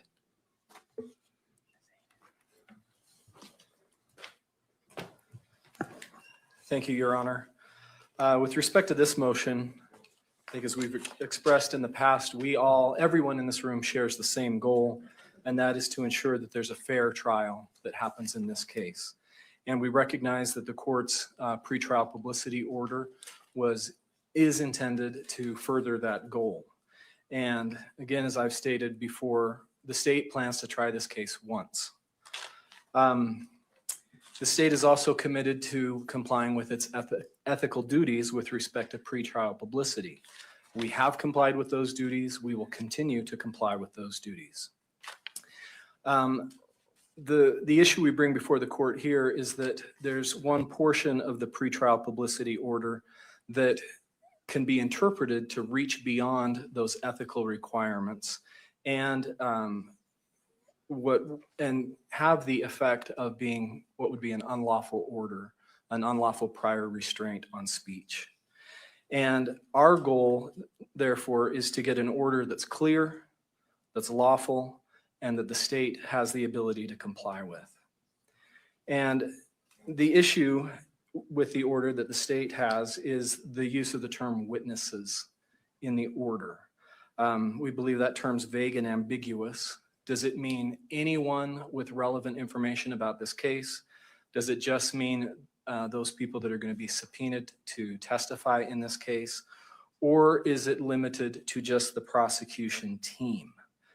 And I think as we've expressed in our filings, we believe that the court intended that term just be limited to the prosecution team because that is the way that Rule 3.8 reads.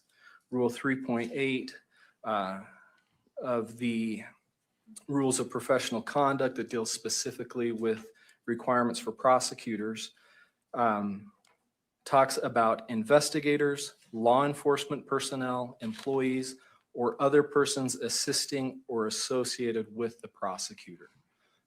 So in other words, the prosecution team.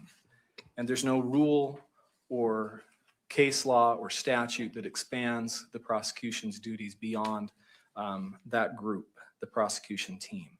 So with respect to clarity, we're seeking clarity as to what exactly does the court mean by witnesses. And we think the court just means the prosecution team because if that term stretches beyond just the prosecution team, then the order is written, we don't believe is a valid and lawful order because it would result in a prior restraint on certain speech, and at the very least would have a chilling effect on that speech. If the prosecution agrees that we have an ethical duty to take reasonable measures to make sure that those who are identified with the prosecution team are alerted to the requirements of the court's order, and to make sure that they do not make a statement that the prosecutors themselves would not be able to make, a public statement. But if the order extends beyond that, then we have concerns, because a prior restraint is an order that forbids certain communications in advance of the time that they are to occur. And as the Court of Appeals has recognized, the Utah Court of Appeals has recognized in State versus LM. And widespread publicity in a case does not itself justify a prior restraint. As the United States Supreme Court has recognized in Nebraska Press Association, there's no justification for a prior restraint unless it's clear that the further publicity, unchecked, would so distort the views of potential jurors that you couldn't find 12 jurors who could be fair and impartial. That's the high standard that applies in this case. And so in order to apply a prior restraint to persons beyond the prosecution team, the court would need to engage in a very detailed and demanding analysis. The court would have to make a factual finding of necessity, that the speech that would be restrained poses a risk of material prejudice to the ongoing judicial proceedings. The court would need to make findings that there are no less restrictive measures, and that the prohibitions are likely to prevent the potential prejudice, and that whatever prohibitions this court decides on are very narrowly tailored. And as the state has explained, the Spencer versus State case from the Arkansas Supreme Court that just issued earlier this year is very helpful, I think, on this issue in explaining the analysis that applies to various different people that might be associated with a criminal case. You have attorneys, that category of trial participants. Certainly the court has the highest degree of ability to be able to restrain the speech of attorneys. And in fact, as I've expressed, the ethical rules require that. But when it comes to trial participants, like witnesses, the standards are more demanding as far as restricting the speech of trial participants. And as the Spencer case pointed out, non-attorney trial participants, the court can impose a restraint on their speech only to the extent that the court first finds that any speech by those non-attorney trial participants poses a serious and imminent threat of material prejudice to the ongoing proceeding. And I think the court also needs to note that there are several people associated with this case who have very significant interests in exercising their First Amendment rights, in talking about how this case has affected them. And of course, can't say that one person's First Amendment right is more important than another person's, but there are certainly some people here who have a larger, some people involved who have a larger or a greater interest in speaking than others. And so I think the court needs to take that into consideration if this order is meant to apply beyond just the prosecution team. And then finally, as far as making the order, so we need a clear order, we need a lawful order, and then we need an order that the state can actually comply with. And the state recognizes that there are serious sanctions that this court can impose for violations of a court order, as we've just seen. And so we want to avoid these. We want to avoid litigation over whether there's been a violation of the order. And as it stands right now, we don't believe that there will be any issues if the court limits the term witnesses to just the prosecution team. We can comply with that order. It gets more difficult for the state if the term witnesses then applies even broader at this stage of the litigation for the state to be able to comply with that order, depending on how the court clarifies what witnesses mean. Does the court have any questions for the state? No, thank you, Okay, thank Mr. you. Ballard. Mr. Novak. Thank you, Your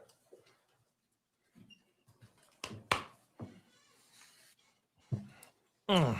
I'm going to try to be brief because our views on the propriety of the court's order were set forth in a publicly filed document, which, of course, the court has reviewed. And the first thing that I want to say is that the order that the court issued is not a prior restraint on any member of the public. And it's certainly not, I think as the state's motion suggested, some sort of a prior restraint on the press. This has nothing to do with the press. The order, as we noted in our papers, is directed at the conduct of and the court's expectations for counsel. So even if under that order that the court issued, somebody who we could all agree is a witness within the court's definition of that, made public statements which implicated Mr. Robinson's fair trial rights, the potential sanction is on the party who had a duty to make a reasonable effort to notify witnesses that they should not be doing so. If I represented a witness who was accused of saying too much publicly, the first thing that I would tell this court is the order isn't directed at the witness. The order is directed at the counsel for the parties. There may in the future be some theoretical situation where the court issues orders that control the statements or conduct of specific people, but this, or other than counsel, but this order is directed at counsel. And we have no, meaning Mr. Robinson's defense counsel, have no problem complying with the order. And we also think that we understand what a witness is when the court uses that term. So it is our view that the court's order is not overbroad, it's not vague, doesn't put the state or the state's attorneys in some untenable position. And I think it's a little too simple to say witnesses are either everybody under the sun or people who are under subpoena at the last second, because counsel have not only the training, but a duty to figure out along the way who the potential witnesses are and to notify those people. And yes, down the road, maybe there's going to be an issue, and maybe an attorney on either side of litigation is going to have to explain to the court when a particular person did or did not become a potential witness in the eyes of that party. That doesn't make it impossible for the state to comply with the order. It just means that the state needs to be thinking along the way about who its witnesses may be. And that's why in our papers, we refer to it as a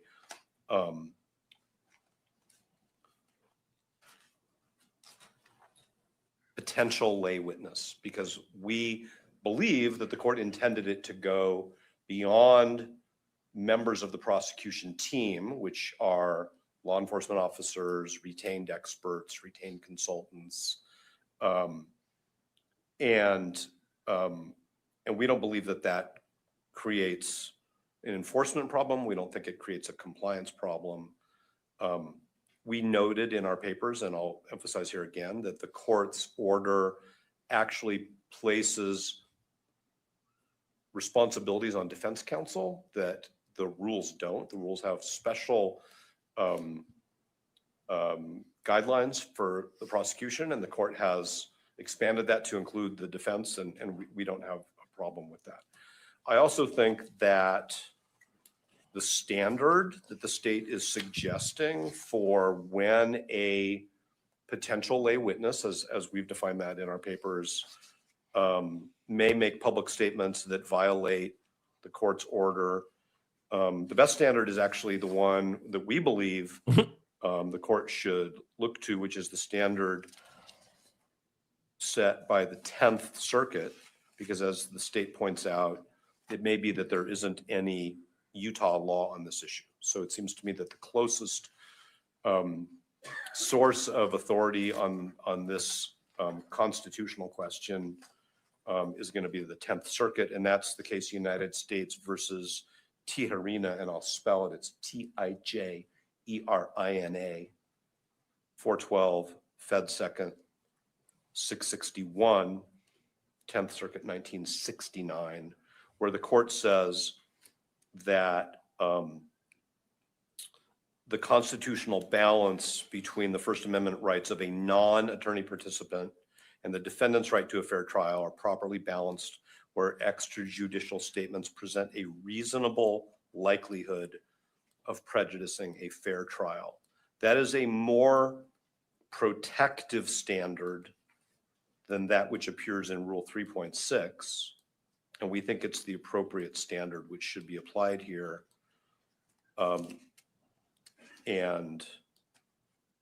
That's part of, as we've told the court before, a motion that we will bring, because we actually think that while the court's order is wholly appropriate, it's not vague, it's not overbroad, it's not a prior restraint, it doesn't create a lack of clarity for the state.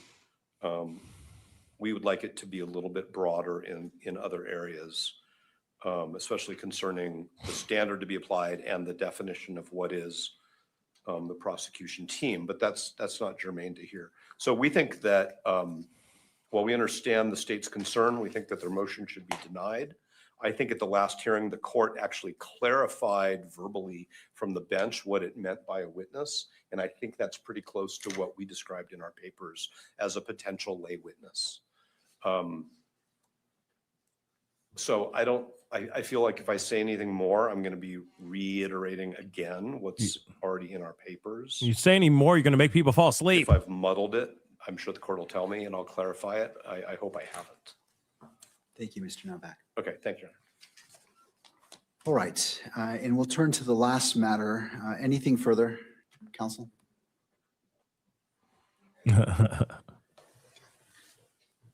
Yes, thank you, Your Honor. I do want to point out that the court's order as it's written does impose limitations on speech. And the issue here is whose speech? Is it just the prosecution team members, or does it extend beyond that?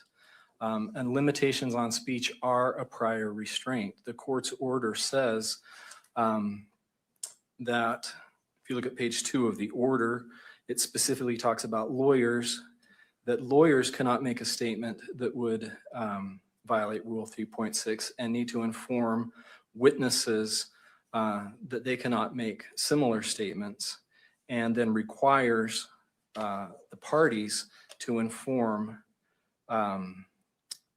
lawyers, excuse me, I'll just read it. Lawyers participating in the investigation or litigation of this case shall inform all witnesses, and then the list that I read, about the prohibitions contained in this order.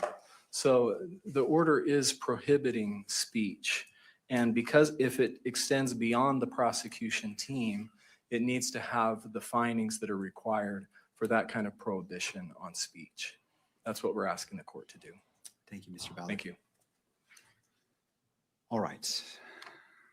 All righty. Let's turn to the final matter before this court, the motion for limited intervention and request for notice of motions to close, seal, or reclassify. And I'll hear from the parties on that.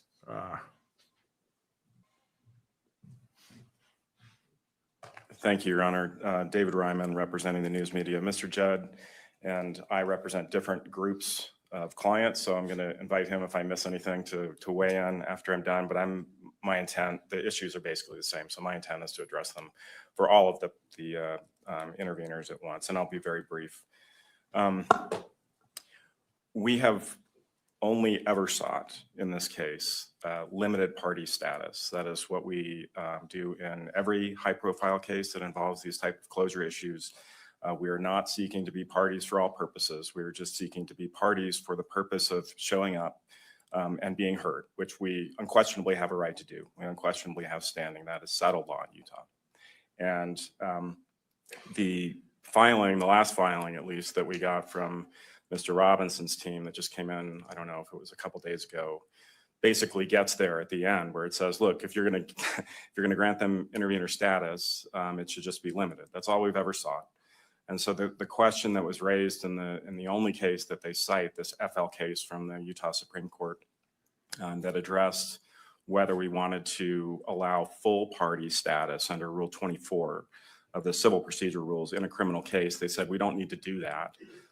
The woman in that case just needed limited party status. And so in a way, we're not really, the state really hasn't disagreed with this either, but we're not really disagreeing with Mr. Robinson's team. We have explained in our papers that we've cited the court to extensive authority saying that this is the procedure to use. It's the most efficient procedure to use. Otherwise, I don't know what exactly the suggestion is from Mr. Robinson's team that we're supposed to do from here on out, but it kind of sounds like just this sort of ad hoc show up anytime you happen to see something on the public docket that might affect the public's rights. And that's just not the orderly way that this typically happens. The other thing, as I've mentioned in our papers, that it does is it allows for the media to be able to take an appeal of a closure issue without having to rely on the court's extraordinary writ jurisdiction. And that was what they had to do in either Kearns Tribune or Bullock, where the media was not granted party status. And it is the situation that happened in FL.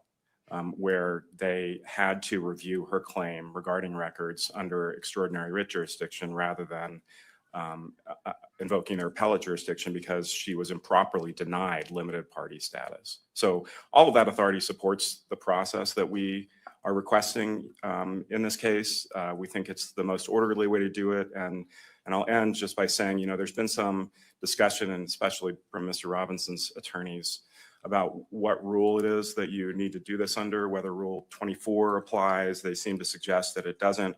I will just point the court to two different rules that give you the authority to do what we're requesting aside from Rule 24. Rule 24 is in the civil procedure rules, but Rule 81, and particularly subsection F of that rule, says that the rules of civil procedure govern in criminal proceedings where they don't conflict with a rule of criminal procedure. That's the case with Rule 24. That's why courts in criminal cases have relied on that rule. The other one is Rule 31, and that's in the criminal procedure rules. And that gives this court the discretion, if it's not inconsistent with the rules, to fashion remedies and to deal with civil procedure, or not civil procedure, but rather just procedural matters.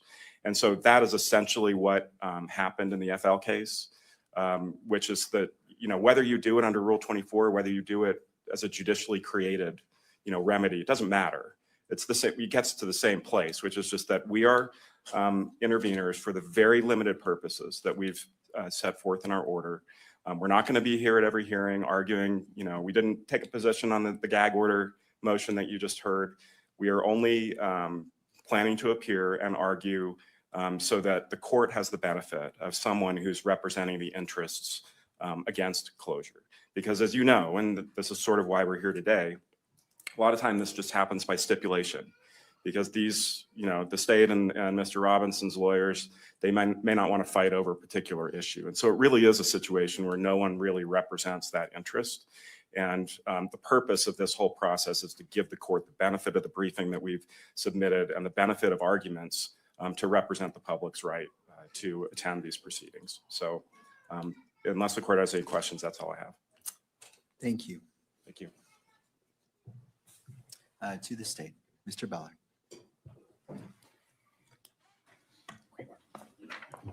Your Honor, as the state briefed in briefing on a prior motion, I think it's clear that parties have outside entities have the ability to intervene in a case as a limited purpose party when there's a statute, a rule, or case law that authorizes them to take specific action in a proceeding.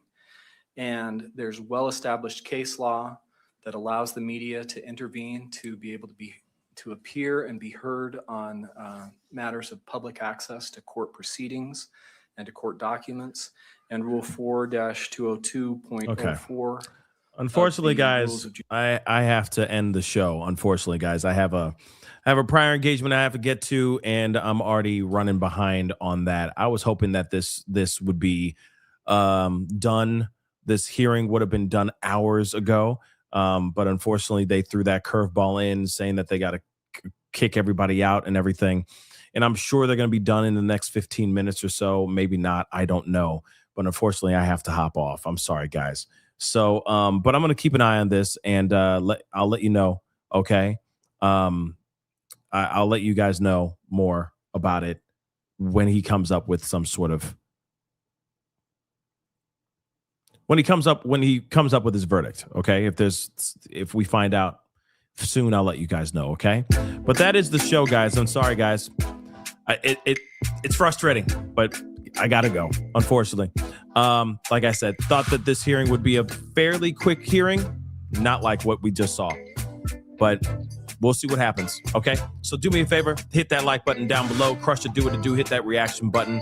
If you're watching on these other platforms, make sure you hit that follow button. Okay. Subscribe here on my main channel, please. And thank you. All right. Hit that notification bell, set it to all so you know whenever I go live, whenever I upload. Hit that join button down below, become a member, check out my Patreon, and of course, check out PascalMerch.com. We got some really, really cool Christmas bows for sale right now as we speak. They're like barrettes and bows, okay, for your little ones, for your little girls, or for your daughters and everything. So go check it out. We got some really great festive ones over there on PascalMerch.com, including a bunch of other stuff over there as well. So go check it out, and we'll be talking here very, very soon. All right, guys? Much love to you guys. Be good to yourselves. Be good to one another. This is The Pascal Show. Bye.